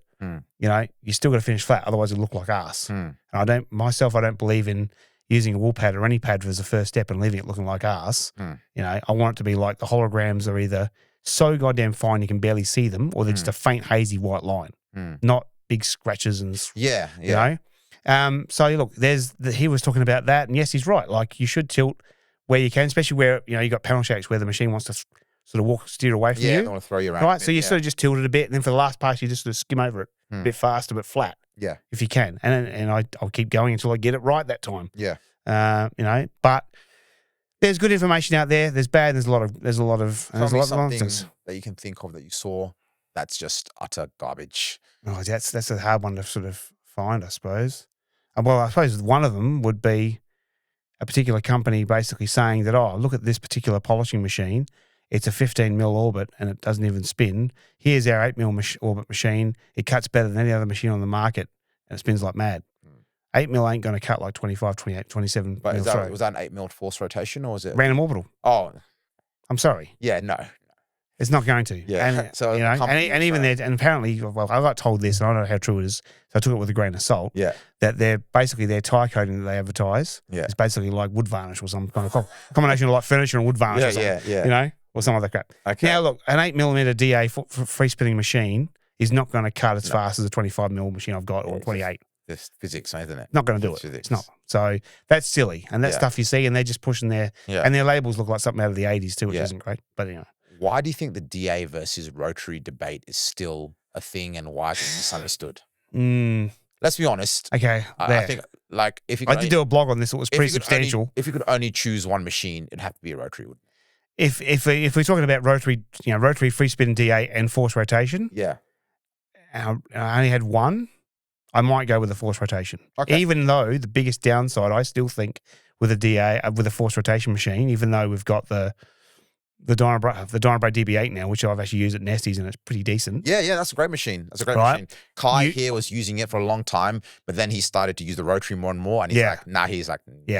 Problem with force rotation, again, is it's hard to clean your pads with a pad washer because it doesn't spin fast enough. Kai said that, yep. Right, and also, the biggest problem I see, unless someone's really evolved it and made it better, or they got a technique that's better than anything I know, is that you really have to crank it at like speed 4, 5, or 6 to get the thing to do anything. Yeah. To cut. True. Yeah. Right? And can you finish with a force rotation? Yes, you can. A lot of people actually say you can't. They finish like crap. That ain't true. No, you can finish. If Rennie Doyle can do what he's been doing for decades with it, and I've used it and got some incredible results, even with a gloss enhancement, yes, you can. So I might go force rotation, but yes, my expertise is really with large orbit because I started in 07, 08 with it. Not the earliest by any means, but an earlier adopter than some. But the rotary is a great tool. And sometimes, like the whole thing with Ivan saying DA cut first, rotary finish, right? It's a great way to go. But sometimes the DA just doesn't do it. Yeah. Even the 25, 28, like 27. Like if you've got, and maybe he knows a way to do it that I don't. I think Ivan's logic there is that, look, if you can't cut it enough with that, then you probably shouldn't be cutting it. Just leave it. You know, leave it alone or sand it. If it's leave it or sand it. You know, if it's a show car, just sand it. Because you know what? Sanding craps all over. Oh, 100%. Yeah. Like you can 4,000, 3,000 grit a car one time and looks better than you polished it 6 times with a rotary. Yeah. Like it just does. Yeah. It just does things. Yeah. Yeah. So my findings have been that if you've got, say, a car with a frosted sort of glass window looking paint finish where it's really frosted and it's got poor clarity, you hit it with a DA and a wool pad or a microfiber, it corrects the damage, but doesn't clear that up. You get a rotary and you hit it and you do, say, 30 seconds at 1,500 RPM before it gets too hot and you have it tilted so it doesn't get very warm at all. Yeah. And then you go back slower and slower and slower. You can glass the crap out of that paint like you look like you sanded it almost in like 2 minutes. Yeah. DA can't do that. No. So, and again, this whole argument of DA versus, why argue? Just have them all. I know. It makes no sense. Guys. Yeah, you have to, in order to be you don't see surgeons arguing over what scalpel is best. I know you got to have all the scalpels and know when. Okay, here's a classic analogy, the best I can come up with, right? When I was a kid, my grandfather got me into playing golf. Yeah. All he gave me was a 5-iron and a 7-iron. Yeah. I played par 3s, par 4s with just that. Yeah. I putted with my 5. Yeah. Right? And I did okay. Yeah. Was I great? No. But par 3s, I do all right. Got the occasional hole in one. Yeah. Right? Par 4's a bit difficult, But, a golfer has all of them. Yeah. Right? If you're a guy that goes, I don't want to buy 3, 4, 5, 6, or 16 machines, in my case, I did have at one point. I'm sorry, why stop bugging eyes around. Yeah. If you're going to get into this industry, right? You need them. And you need them. And I used to say, and I've stopped saying it, like my industry. It's not my industry. I don't own it. Yeah. Right? I don't own it. But stop pussyfooting around. Yeah. Buy chemicals in bulk. Buy every machine you could possibly need so you can do 1/2 inch, 1 inch, 2 inch, all the way up to 9 inch if you need to. Rotary, DA, everything. Have 15, 12, whatever else is out there. I think what you're saying is not realistic for most people starting out. I think a realistic thing is 3 machines. Yeah. 3, maybe 2. 4. If you're a guy starting out, I'm eventually going to have a new business starter kit for pads, which will basically have 3 or 4 of every single pad, where you can basically buy that kit and you can start doing cars. Yeah. Bang, right? To help them out to get going, right? But yeah, realistically, if you're a guy that actually starts on a rotary and learns it, and you actually get decent at it, it's a tool that's very easy to use in most cases. It's very smooth. Yeah. It's very hard to master though. Yeah. Right? If you start with a DA and then you go to a rotary, you might find it a bit more tricky. But if you start with rotary, DA is a baby's toy. Yeah. Right? It really is. I'll pick it up and whatever. Yeah. Easy. But if you have a rotary with, different thicknesses plate, look, if we were to start with, say, 3 machines and just 1 backing plate on each machine, rotary with a 5 inch, rotary with a 6 or a 7 inch or a 5 inch, whatever you choose, and a pad, a backing plate that's not the thinnest but not the thickest, so it's a good balance. Yeah. And a bit of flex in the backing plate. Bit of flex, bit of flex in the backing plate. Yeah. Right, and probably like a 12 mil and a 25. You could pop DA. Yeah. You could probably do anything you want. Yeah. You could cut with a 25, finish with a 12. Yeah. Cut with a 25 and finish with a 25, or just use a 12 for a gloss enhancement or whatever. Like those two are nice, or a 15 and a 21, or just a 21. I would probably get. Have you seen the Shine Mate battery powered 3-inch machine? The 212. Yeah, the one that's a copy of the Merca. Yeah, yes, which I it's not a copy of the Merca. It's a clone. It's way better than the Merca. You reckon? I mean, I've never used the Merca, but I have. The fact that I test for them sometimes. The fact that it's got a trigger lock makes it better. Yes. Yes. I mean, I agree with that. That's that, and look, that's where it is better than the Merca. I think the Merca will. What's called the Shine Mate EB212? Yeah, I've got one. Mate, I've got one. That's the best part. I love the sound that it doesn't make. Yes, it's incredible. It is great. The amount of torque. It's funny. We've got that one, but it's a little. It runs. So for me, it runs a little bit too quick. Not too much, but just a little bit. It's only a 12 mil throw, so you're okay. Yeah, that's right. I mean, it's like the Roops Air, the pneumatic 15 mil 3-inch. That's really fast. It's amazing. It's a demon. But the Shine Mate 3-inch, the big one that uses the 18-volt battery, this small one, the 212, which uses a 10-volt battery, it destroys the big one. Yeah, I'm only using the 2.5 amp, and I've actually got to go to Melbourne tomorrow and get another battery. Yeah, no, because if I had one battery, literally used it once, and the battery charger must have overcharged it. It went red and it was just dead. Yeah. The Shine Mate batteries to me have been a bit hit and miss, but we do use them a lot. Yeah. I personally think the kit that you get with the 212 and the other one, 210, with the rotary, with a 60 millimeter head, where we're going to make 65 millimeter. Yeah. If people have got the 210. and they want the 65 millimeter pads to match the 60 millimeter rotary head plate, we'll make them for you if you want. But you buy that, you buy a rotary, you know, a flex, I think is the best, but ShineMate does great as well. And then buy a 15 or a 21 mil. I did test the Merca rotary sander that their new rotary polish is based on. Yeah. And it's phenomenal. Yeah. But I'm not really a huge fan of the body shape. The new one. I think that Dave, my engineer's got a flex. Yeah. And that's I actually love the. Yeah, I've got a flex rotary. He's got the 2 150. I actually prefer the 180. The reason why, you can handle a bit more bigger pads. Yeah. And it actually runs slower. 250 to 1380. I'm not sure which one I've got, but it's which is all you need. Yeah, I'm not sure what flex I've got, but it's the one that everyone uses, and it's awesome. 2 150. It's wonderful. So you can have if you've got a 212, which is probably that and the Merca are probably the best 3 inches we've ever seen as far as electric. Absolutely phenomenal. I mean, I've still got a Dynabrade 14 millimeter orbit pneumatic DA, which runs at 10,000 RPM or 10,000 RPM. Like it's just whoop, just goes mental. Yeah, right. It annihilates stuff, but it's not quite as balanced as what the new machines are. So I don't use it a lot. Right. But the 212 basically matches that with a 12 mil orbit. It's just phenomenal. So you have a 212, you have a flex rotary, and you have, 12, 15, 21 or 25 mil DA. I don't think about DA, again, with 25 mil is if you're literally 1 inch below, say, a indicator lens on a fender, you're hitting it with the pad. Yeah. So you got to sort of get in there and scallop it with it on an angle, and you can't get in it. So then you grab your rotary and go, Yeah. I think it depends what level of detailing you're doing. Aspiring to. I mean, look, everyone aspires to a certain level, but I think has the artisanry of detailing gone down? Yeah, it has from my day. But why has the artistry gone down? I just think the quality that people put out. I think people like Kent Glass and others are still at the absolute pinnacle. The guy in WA. Yep. There's people out there still doing killer stuff. Yeah. And again, that market is hard because it's a very small. That market niche is very hard, and the work is hard work, and the people expect a friggin' lot. Yeah, and you better charge $3,000 to $6,000. Yeah, and the problem is also a lot of customers who back in the day would pay that much for a detail on a new car, for example, they're just getting PPF now. Yeah, of course, absolutely. It's not like deep correction is going to get somewhat sort of diminished and almost diluted. Yeah, to where I saw it 2 years ago. 95%, 98% of details we're doing 1-steps, maybe 2s, or my tri-gloss or a duo-gloss, which is like use 2 or 3 pads with 1, 2 or 3 liquids at the same time in the same time frame of using 1 pad and 1 liquid, and get a better result for an enhancement in the same time frame. So they'd be doing 1-steps, 2-steps, whatever, and that's it. And am I against that? No, I love it. I think 1-steps are your bread and butter. If you're not doing 1-steps, you're missing out on a lot of profit, right? But I mean, has the artistry gone away since sort of DA became prevalent? I don't think. I think maybe you could use a DA, use 1, 2 or 3 different DAs, and do a 3-step with a DA and get a pretty bloody amazing result, right?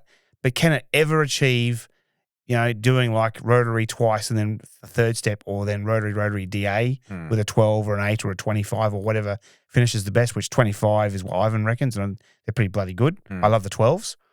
Can you get that from a 3-step DA versus a rotary? You just can't. You just can't. I mean, you can DA and rotary finish and it looks killer, like it's good. Yeah. But I've never in my career, in the last number of years I was doing it, I never ever got the same sort of wet glass, high clarity finish using DA only as with any pad combinations as I ever did with rotary, or rotary twice and then DA. Interesting. Yeah. And every time I used the DA at the end, even if it was the Metabo dual orbit machine, which was 2.5 mil and 6.25, it would always knock the color richness off a tad. Yeah, because of the pad drag. Yeah, exactly. But it was very minimal, very minimal. Exactly. So but again, are people wanting to go that far? Some people do, but I think that's going to be even more diminished going forward because the cost of living. People just haven't. There's people out there with money, but the numbers are getting. There's probably always going to be people out there with money, but the days of like, if I was charging, like I said, $500 for an enhancement or maybe a basic 1-step to $1,500 to $3,000 just for correction alone 20 years ago. Yeah. People charging more than that now for that. Yeah, no, it's crazy. People are undercharging these days. It's difficult, man. I think the reason people undercharge as well, there's just so many detailers out now. There's so many people just getting into it, calling themselves detailers, an unregulated industry. It is. Have you thought about getting into chemicals at all? Get chemical manufacturing? Not chemical manufacturing. Product development? Basically, the only thing I've said to myself is if I can keep looking and always researching everything and anywhere, and I can find a product that solves a real detailing industry problem, I will sell it. Okay. Right? Or it's just something that allows us to do things we couldn't before. So what's the biggest problem that you see in detailing today? Oh, well, that's a hard one, I suppose. You got me on that one. But, I mean, biggest problem? That if you could solve, you would love to solve. Well, here's a few things I've been thinking about that might happen one day, and I'm probably letting the cat out of the bag a bit early, maybe to my detriment, is I would basically love to have basically a product that you could spray onto a pad whenever you, at the beginning or during, whatever, that no matter how good, bad, or crap that paint is and how good, bad, or crap the polish is, it films perfectly and lubricates magnificently, makes no mess, and literally wipes off like a dream. Okay. The closest thing we've got to that right now is Nanolex Optimizer, which I use in the bottles to make them better. Yeah, okay. So it's a viscosity changer and a filming improver for coatings. So Nanolex Optimizer. Yes, it's a filming improver and a viscosity changer for polishes and coatings. Okay. So if you've got a coating that isn't spreading good, you use a bit of that on the applicator and it makes it spread. And you said you can use it with polishes as well. Yes. Okay, so what I do is with 3D, because I test a lot of different things, I'm always given the occasional polish, right, or compound or one product system. When I bought 3D 510, I shook it up, opened the bottle, had a look. It was just a 250 ml. Yeah. Had a look, and it was like a separated, almost like wet paste, like the water, the abrasives, and the oils had all separated. Yeah. 10, 20 mils of optimizer, shook it up. It's a cream, and it's runny or semi-runny, nice cream, and it never separated again. Wow. And it actually didn't change its performance whatsoever. Interesting. So I put that on. I put that on pads. Yeah. That and paraffin oil. 1 drop of paraffin oil kills the dusting on almost any polish. Yes, I've heard you've said that. Paraffin oil. It's a very good thing. Tell me about the detailing shop of the future. Like, what do you think 10 years from now? What would it look like? What would it be? Well, again, my thoughts were when I was thinking of that was basically, I personally would just love to have a shop that was like basically had a wash bay and even a polishing bay to where you could raise or lower the floor. You could drive it in and have it going down on any angle, raise it, whatever, to where you could have the biggest four-wheel drive in the world in there and you're washing the roof like it's a Mini. Yeah, I mean, I reckon that probably exists in China. Some of that exists in the detailing shops in China. And basically a jack or a hoist or whatever to where you could literally lift the thing forwards, backwards, left and right and be polishing doors like you're polishing a bottle. Wow. Yeah. Having that. Yeah. That would be cool. And obviously PPF rooms that are like mega clean. Yeah. Detailing bays that are like at the perfect temperature to where like it's the ultimate temperature for polishing. Yeah, what's that, 22 degrees? Something like that, whatever, with like the right humidity and all that stuff to where the polishers just work at their absolute pinnacle. Yeah. That sort of thing. Very clean, brilliant presentation because detailing image is everything. Yes. Yeah, yeah. You can't have, I don't think it's good for business to have a detailing shop where your place looks messy. Yeah. I mean, real messy. Yeah, yeah. Like, make it look phenomenal. Pardon me, my shop's a bit messy at the moment. We're going through some renovations, some it upgrades. happens. Shops get dirty. Things happen. And also, we've just been so busy this January. Yeah. This January is the first January I've ever been in the last 5 years. January usually is like a dead month because of Christmas time. January is used to clean up and January has been non-stop. Yeah. Non-stop. Yeah. February is probably looking a little bit quieter, but there's so much just stuff everywhere. We didn't get a chance. Usually at Christmas, we do a shop reset. Yeah. We take 3 days off, everything. We hire a skip for a week and we just throw out everything. Yeah. Have a garage sale. We didn't get a chance to do that this year. Yeah. Every year I've always had a little garage sale. We give away stuff. You've got stuff everywhere. I got wheels. Yeah, exactly. We've got wheels there from a customer. He gave them to us because he wants us to get them refurbed, and we're doing a pre-sale. We're doing like the ultimate pre-sale detail on a car. He's got a $10,000 budget. Yeah. Yeah.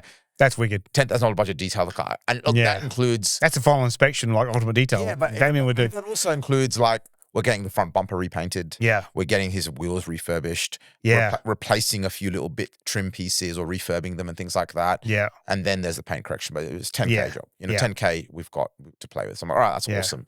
I just hope that, I don't spend it all on parts and stuff. But thinking about more things like, and that's just me thinking, and even one of the things I was going to mention before in the previous sort of topic was there's a company in Switzerland that have a touchless coating thickness meter.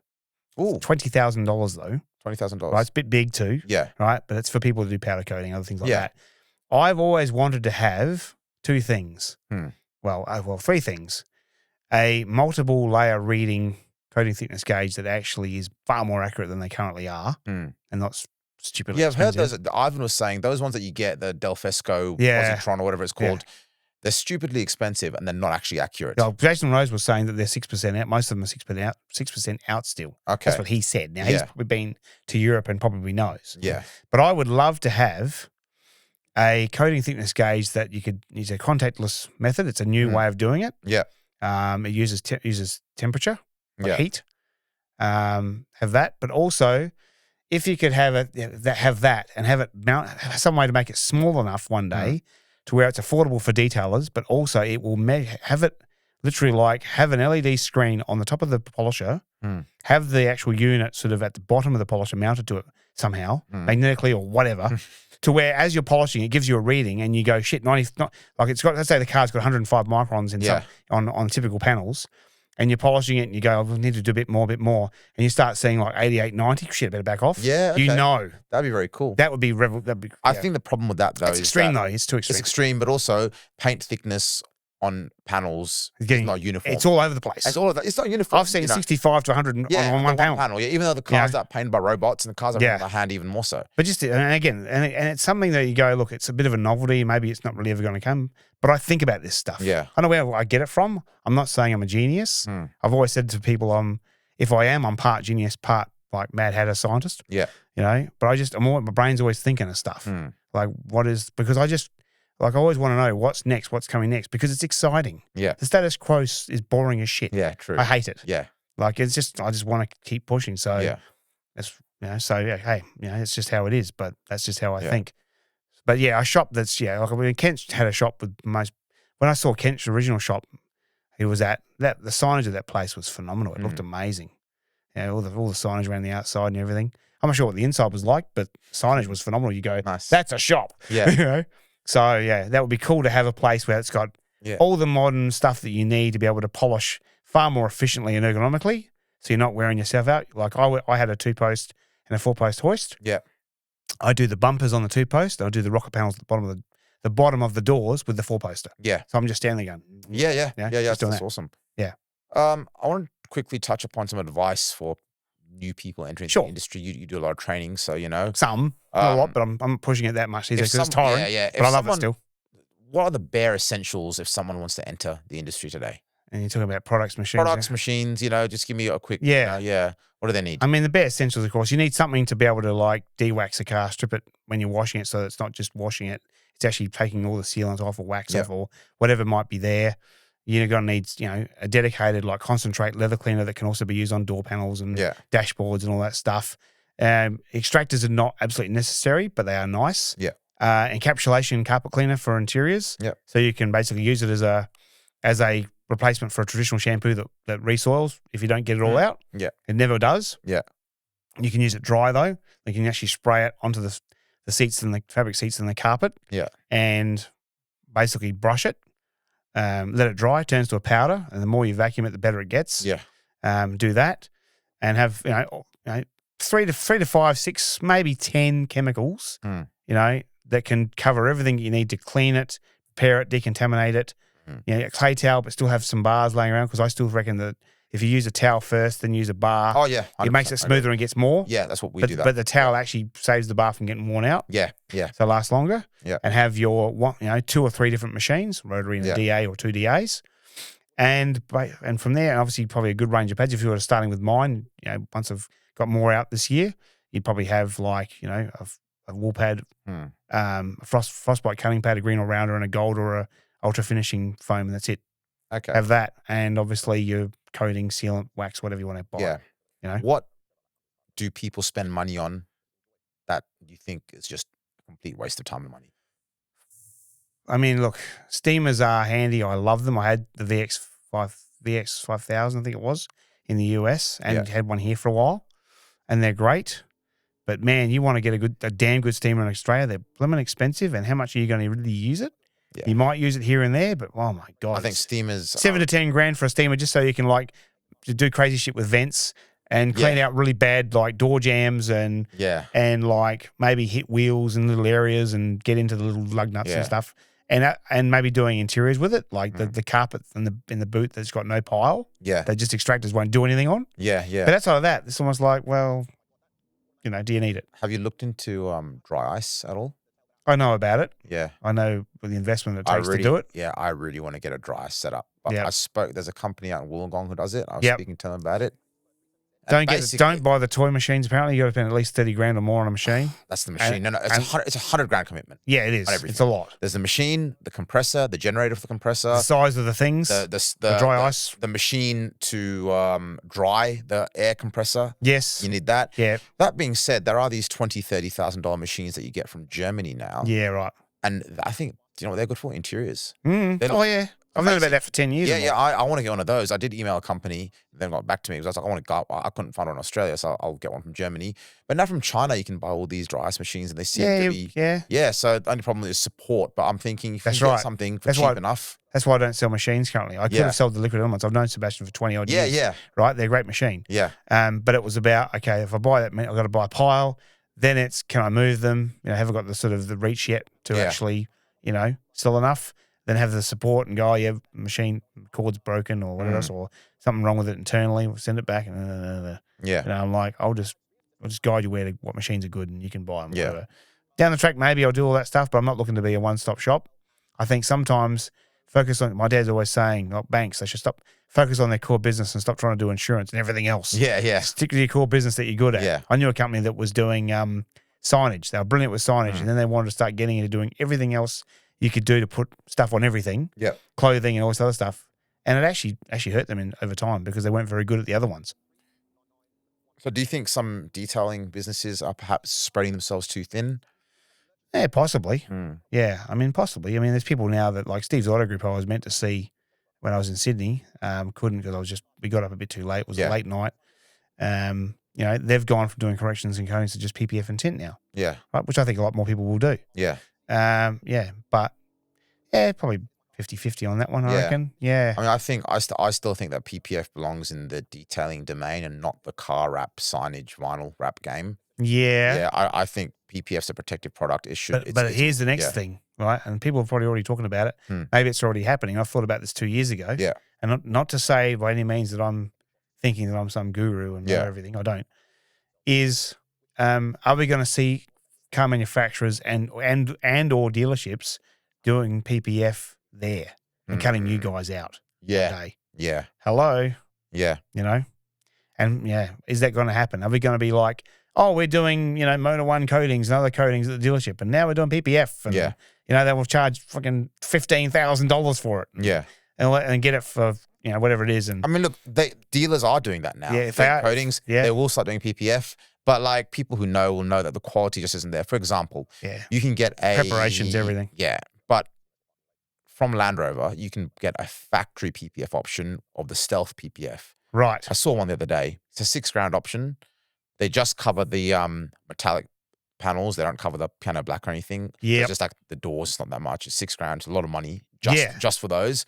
Yeah, we charge twice that, but we do everything. Yeah. But like, mate, the job was garbage. There was like a 5 mil gap everywhere. Yeah. It was for a Stealth conversion. It was just absolutely rubbish. Do things properly or don't bother. Exactly. I'm sorry, but that's just how it should be. Exactly. We're going to see that. And unfortunately, we're always going to have in every industry people that are fly-by-nighters. Yeah. They come along, they sort of make a lot of noise, and then one day they just disappear. Yeah. Right. Don't be those people. Yeah. Like, I keep saying, get in. If you're going to get into this industry, get into it for the right reasons. Don't see other detailers as the enemy. They're not. They don't have to be. I take the Bruce Lee approach. Bruce Lee and Nikola Tesla are my idols. And Bruce Lee always said, under the heavens there is one family, and we just, okay, everyone's different, but don't make that divide us. Like, don't argue and carry on like dickheads. Like, there's no need for it. Yeah. Yeah. So will we see like, oh, BMW, you can order a car with basically PPF already from the factory. Who the hell knows? Yeah, exactly. Yeah. We've been going for a while. Yep. But we'll wrap this up pretty soon. Is there anything else that you wanted to cover that you'd like to talk about? Yeah, I guess, I suppose, well, again, going back to, so why did I create the Pad King brand and get into this game when there's already people doing it? Well, I think we covered that already. Yeah, though. probably, It's quite clear, that you're, Yeah, probably. I guess. I suppose, maybe for people who are going to want to get into this industry, do your research. Make sure you've got plenty of money behind you before you start, if you can. Like people like Rennie used to always say, you got to have at least 12 months worth of money behind you so that if you're struggling for a while, you're okay. Yeah. Don't get into this stuff half-hearted, like, half-assed. Do it properly, or don't do it at all. Yeah. And don't undercut and carry on and do that sort of thing. I suppose, we've covered rotary versus DA pretty much. I mean, they both have a place. There's good and bad things about both of them. Yeah. What else can you think of there that I've sort of covered before? I mean, we've talked about future of shops. I mean, who knows how crazy the shops of the future will be? Who knows? Could be, I reckon. But that's the best I could come up with. Yeah. I mean, I just thought the idea of going no ladders, no scaffolds, no safety steps in most cases. You just, you have it set up to the point where, like, there's no need to be doing that stuff. You just, set up so you can wash a roof like it's nothing. Other thing I was going to say too was, I talked about this probably before in a previous podcast some years ago, and I think it's a while before we're going to see it, maybe a long time, is wireless powered machines, no batteries. Basically, you would, there's a company called Emrod who've been around for a number of years now working on wireless power. Yep. Wireless power transfer. And basically, who knows how long until that'll come along and the government will even allow it, because you're about to drive your frigging EV down the road and anywhere and it'll power it. Yeah. What if you had, like, your typical sort of USB charging device, not the cord, but the main unit. Yeah. Plug that into the wall, and within a 7x7 meter polishing bay, or within a 7x7 meter area, you could power your polisher with just that. That'd be really cool, but I think there's probably it's a long way away. But I thought about that 3 years ago. Yeah, I'm not sure, but if you're there, in that kind of field, surely it's going to affect you somehow. Yeah. Yeah. Maybe. Yeah. Who the hell knows? And there's all that sort of stuff too. But that's what I think about. It doesn't mean I'm not thinking. I mean, look, battery powered polishers are getting better. They will get better, and they'll get better. The ShineMate ones are incredible. Yeah. The quality of the ShineMate battery ones are better than the corded. They just lack some of the torque and power. Flex ones too. The cordless ones, I didn't find they were as good as the corded. No. Yeah, but the ShineMate cordless ones are better than corded. They're more balanced. They're smoother. Yeah, that 212 is phenomenal. Yeah, they lack some of the power though. But from what I've heard, ShineMate are basically concentrating on the battery tool. So very soon. I'm not sure what the Roop's battery powered one is like. I haven't used it, but it's stupid money, so I'm not interested in trying it. To be honest, it's ridiculous. All right, how about like my tips for best sort of DA machines on the market? Yeah. Okay. Yeah. Tell me what's your favorite. So basically, I think the Liquid Elements machines, the A4500, I haven't tested yet. That's cordless. But the T4000 and the 5200, which is the 15 and the 21, when I actually was testing the pad that now has become the Afterburner pad, which is, we didn't get into materials either yet. We were going to talk about the materials. When I tested that with an interface pad, which I worked out that it needed because it's very thin. The 3M polisher, which is basically a Rupes Mark III with a better body, in my opinion, because of the way the front is. You wrap your whole hand around it, it's much better. There's no one selling them in Australia though, is there? They were. 3M were bringing them in, but I'm not sure how. They were only going to bring 115s in originally. I got both and I sold my 21. I just kept my 15. That could barely turn that interface in that pad, and that pad was that thin with a 10 mil like sounding interface disc. The Liquid Elements machine just powers it like a son of a bitch. Wow. And it's smooth. You can take the cord off. It's a removable cord like it should be. It goes 2,000 to like 5,500 or something OPM, which means you can run it at 2,600 to 2832, which is a nice slow speed to finish sometimes. That's really nice. That's a great machine. The ShineMate EX620 is obviously, the corded one is a very powerful machine. I just don't like the cord.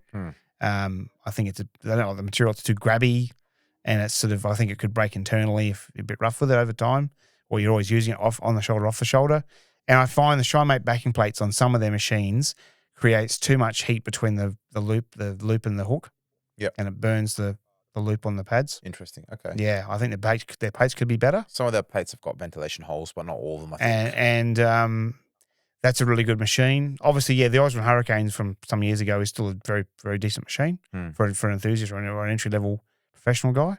They're really good. And again, the 212 is great. The 210, though, I think as a rotary, It's a little bit fast, but not too much. So I think it's... No, it comes with a gear reducer. It does? Yeah. I think there's two heads. There's the high torque and the high speed rotary heads. Yeah. You use the gear reduction. It's awesome. Yeah, right. So I've used that, and that's a really good rotary, but it's DA with, I think it's is it the 12 mil head you can get with it? Yeah, I think it's a 12 and right? might be a small 5 and 3s for sanding. Yeah. I use that on my Celica, my 95 Celica's door jamb, the back where it meets the rear quarter panel. On the flat section of it, not the freaking bendy bits, it wouldn't even spin. Okay. I'm like, that's pretty average. No, so I don't like it as a DA, but as a rotary, it's good. Maybe something was wrong with yours because our one is just beast. It's a beast. Yeah, it's so good. Because I tried thin pads, thick pads, softer, firmer. We love it. There must be we use it in rotary mode and we use it in DA mode. The rotary mode's good. Yeah, it is really good. So they're good too.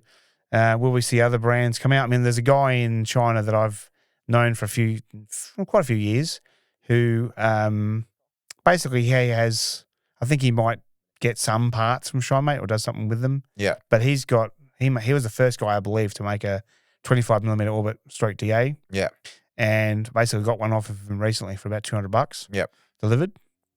And yeah, it's unlike the Liquid Elements machine where if you go, say you put the 5-inch plate on the 21, it vibrates like a jackhammer, which is not good. No. Right? But just don't do that. Yeah. But his 5-inch, 6-inch plate comes with both. Absolutely deadly, exactly the same. Yeah, exactly. They're balanced correctly. Yeah. Really balanced. That being said, we use a 5-inch and a 21. It's fine. Yeah, of course it is. I mean, with some of those, it does. Yeah. You know, But I was going to say, the one thing I'm disappointed about, and this is not the crap on Roops, really. I still respect the hell out of those guys because they do have really good engineers, and they did lead the way in a lot of areas. And I think their Scorpio sanders probably... They were very cool, actually. Yeah. They're very good. Pretty cool. Yeah. A guy at work I used to work with, he's got all the Rupes Scorpio sanding gear, some of the polishers.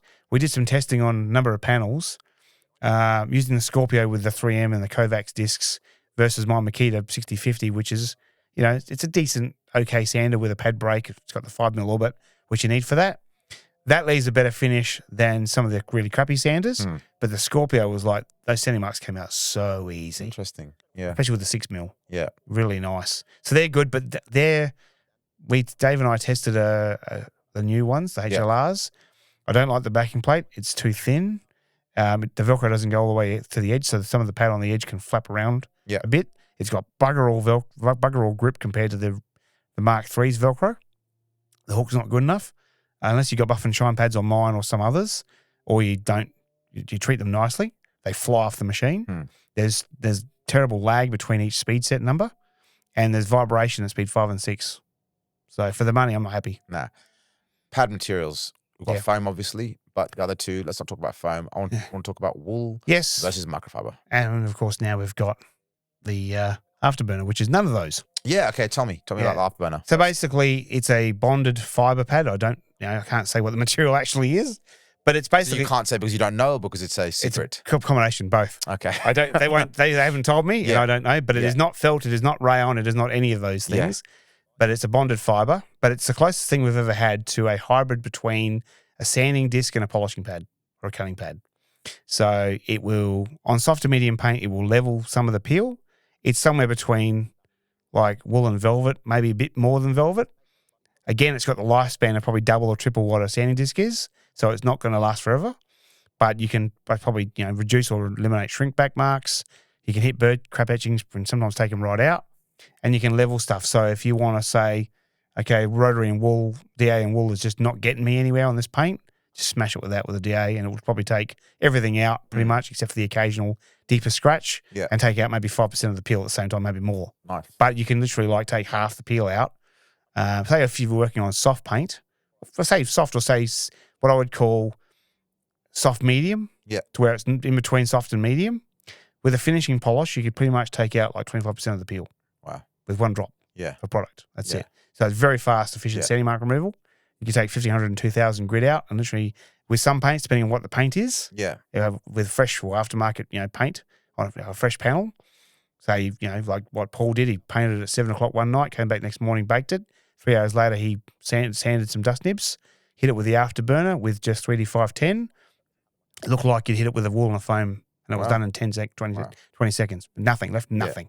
So it either leaves no marring at all, perfect, or some haze, or some pigtails, but they come out mega easy with the Yeah. finishing foam. Okay. Right, so that's it. It's like the hammer in your arsenal. So it's like turbocharges your DA. All right, so afterburner pad. I'll have to try that one out. Yeah. What about wool versus microfiber these days? There seems to be a resurgence of wool. Yes. It's coming back. I think wool runs cooler than microfiber. Yes, it does. It doesn't cake up like microfiber no, it does. doesn't. It requires much as cleaning. Yep, that's right. Natural fiber will always be cooler than synthetics. Okay. Always. Oh, yes. If you've got a synthetic wool pad that's wool and acrylic, wool and polyester, wool and silk, like Dave's got with from Oberk. I'm not sure about silk, but the others, they'll always create a bit more heat than what a natural wool one is. Yeah. Now, of course, we've got so many varieties. We could go on for ages about that stuff. You've got 1-ply untwisted, 4-ply twisted, which is probably your most aggressive. Yeah.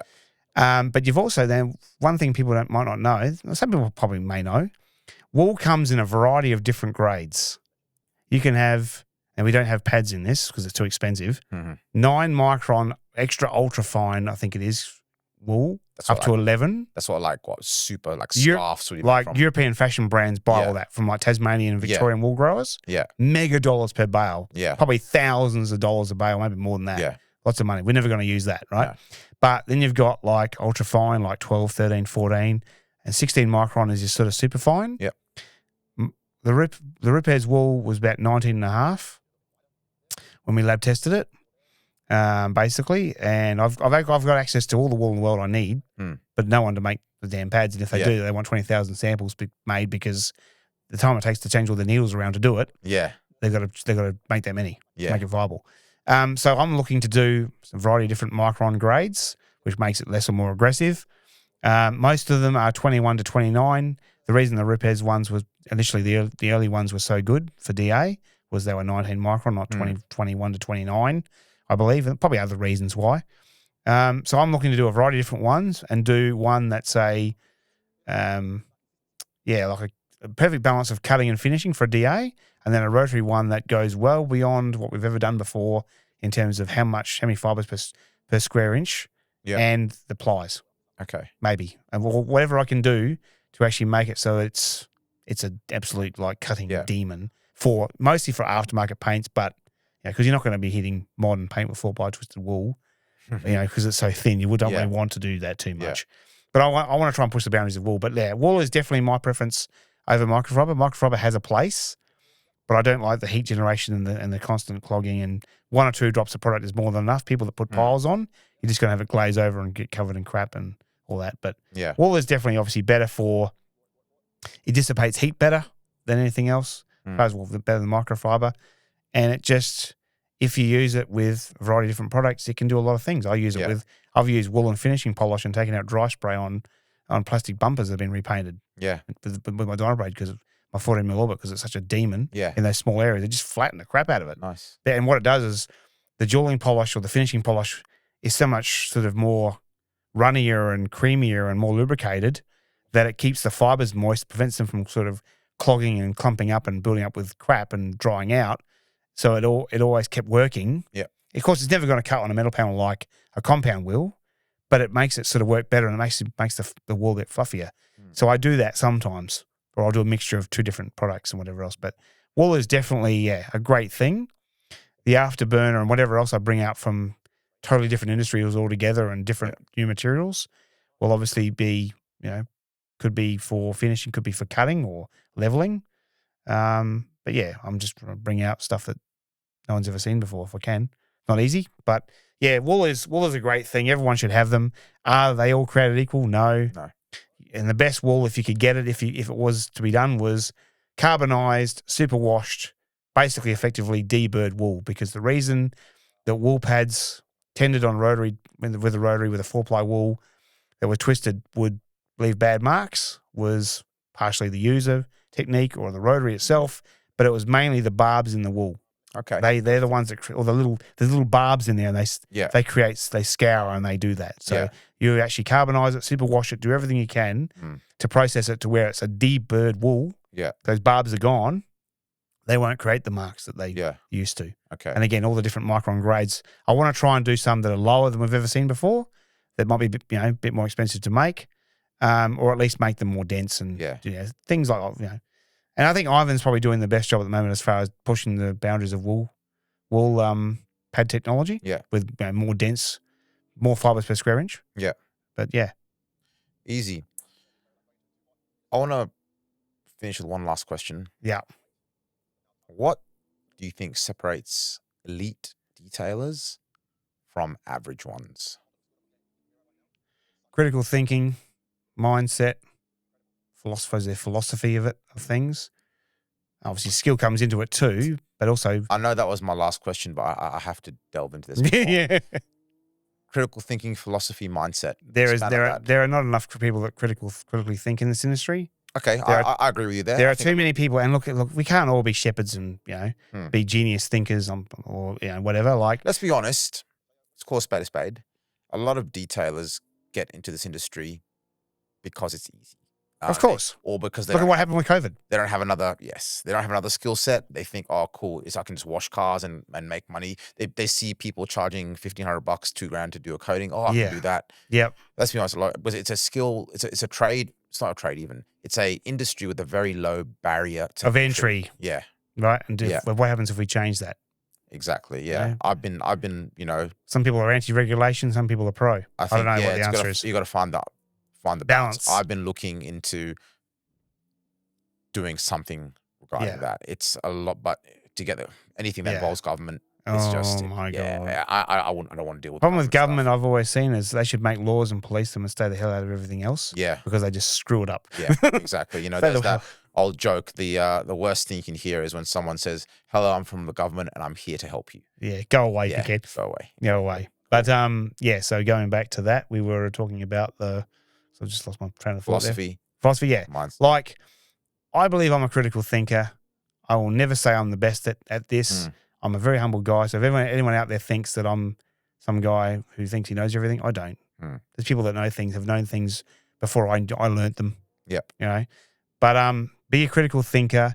Don't just go on YouTube or anywhere and read what people say or look at what they say on video and go, he says this is the best, so I'll buy that and that's it. Interesting. And don't ever get trained on like an ABC system. Go, give me an ABC system that works on everything.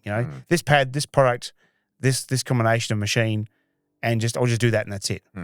It will never work. Nothing works on absolutely everything. If you get taught an ABC system or you just want to give me something that works every time, you have no ability to adapt. That's a good place to learn and start. Oh, sure. Though. Yeah, I started with 2 polishers and 2 pads. And I started with a rotary and an 8-inch pad and did a whole car with an 8-inch pad. Yeah. Exactly. How I don't know.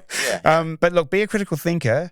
Like, I know it's effort to actually do trial and error. Like I've spent 120,000 hours doing in my time. It's a lot of sacrifice, and maybe it's overkill. But if you can be a critical thinker and see everything that everyone's doing, pan the organizer and everybody else, whoever it might be, see what they're doing and take the Bruce Lee approach. Right? Test everything, use what works, disregard what doesn't, and create techniques and services and things that are uniquely your own if you can. Don't just go, this guy says this is the best, I want to buy that, that's it.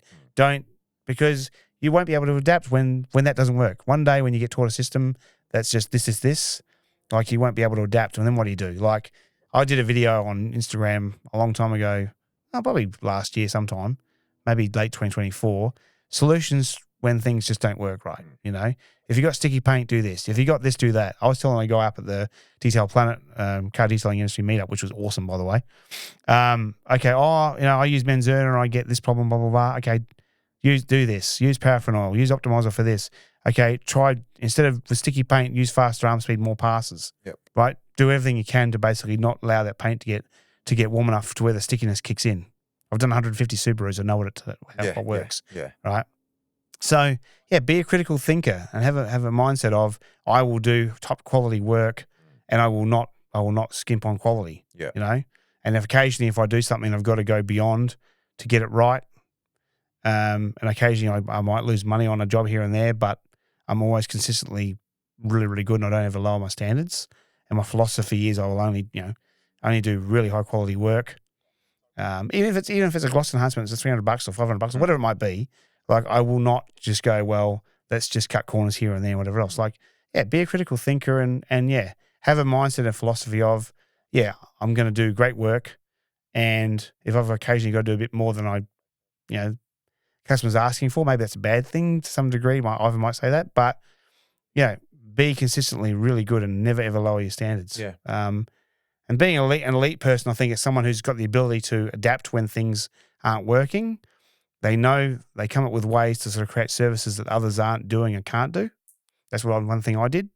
I mean, I don't think too many people back in the day were polishing exterior trim with a rotary and getting it jet black and making it like that for freaking ever, or for like 10 years, 5 years, whatever. That's pretty much what I'm saying. Like, we need more people in this industry that don't just go, he said this is the best, so I'm just going to run with that. And people that want to buy ready-to-use product and not actually dilute it because they're too lazy. Yeah. Buy ultra concentrates or concentrated product and learn how to dilute stuff. A lot of money. Yeah. You are killing yourself profit-wise if you don't. Yeah. And last thing, if you can, and it's not that hard with like basic cleaning chemicals, buy them in bulk.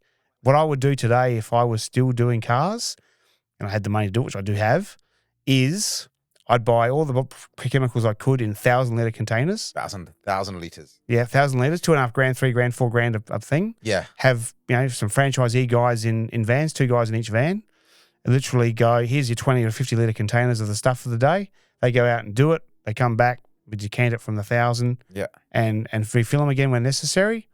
And everything is an ultra concentrate or a concentrate at minimum. And it's not being a tight ass, it's just being smarter. Yeah, 100%. Right? And, get if you can do it, get into the industry and actually do it to where you go, you're very serious about it. Don't dilly-dally, don't stuff around. Yeah. You're either doing it full on or don't bother. And that's how the Pad King brand is. I'm not mucking around here. Nah, good. Matt Gibb, thank you very much. Thanks, mate. Awesome to be here. Thank you.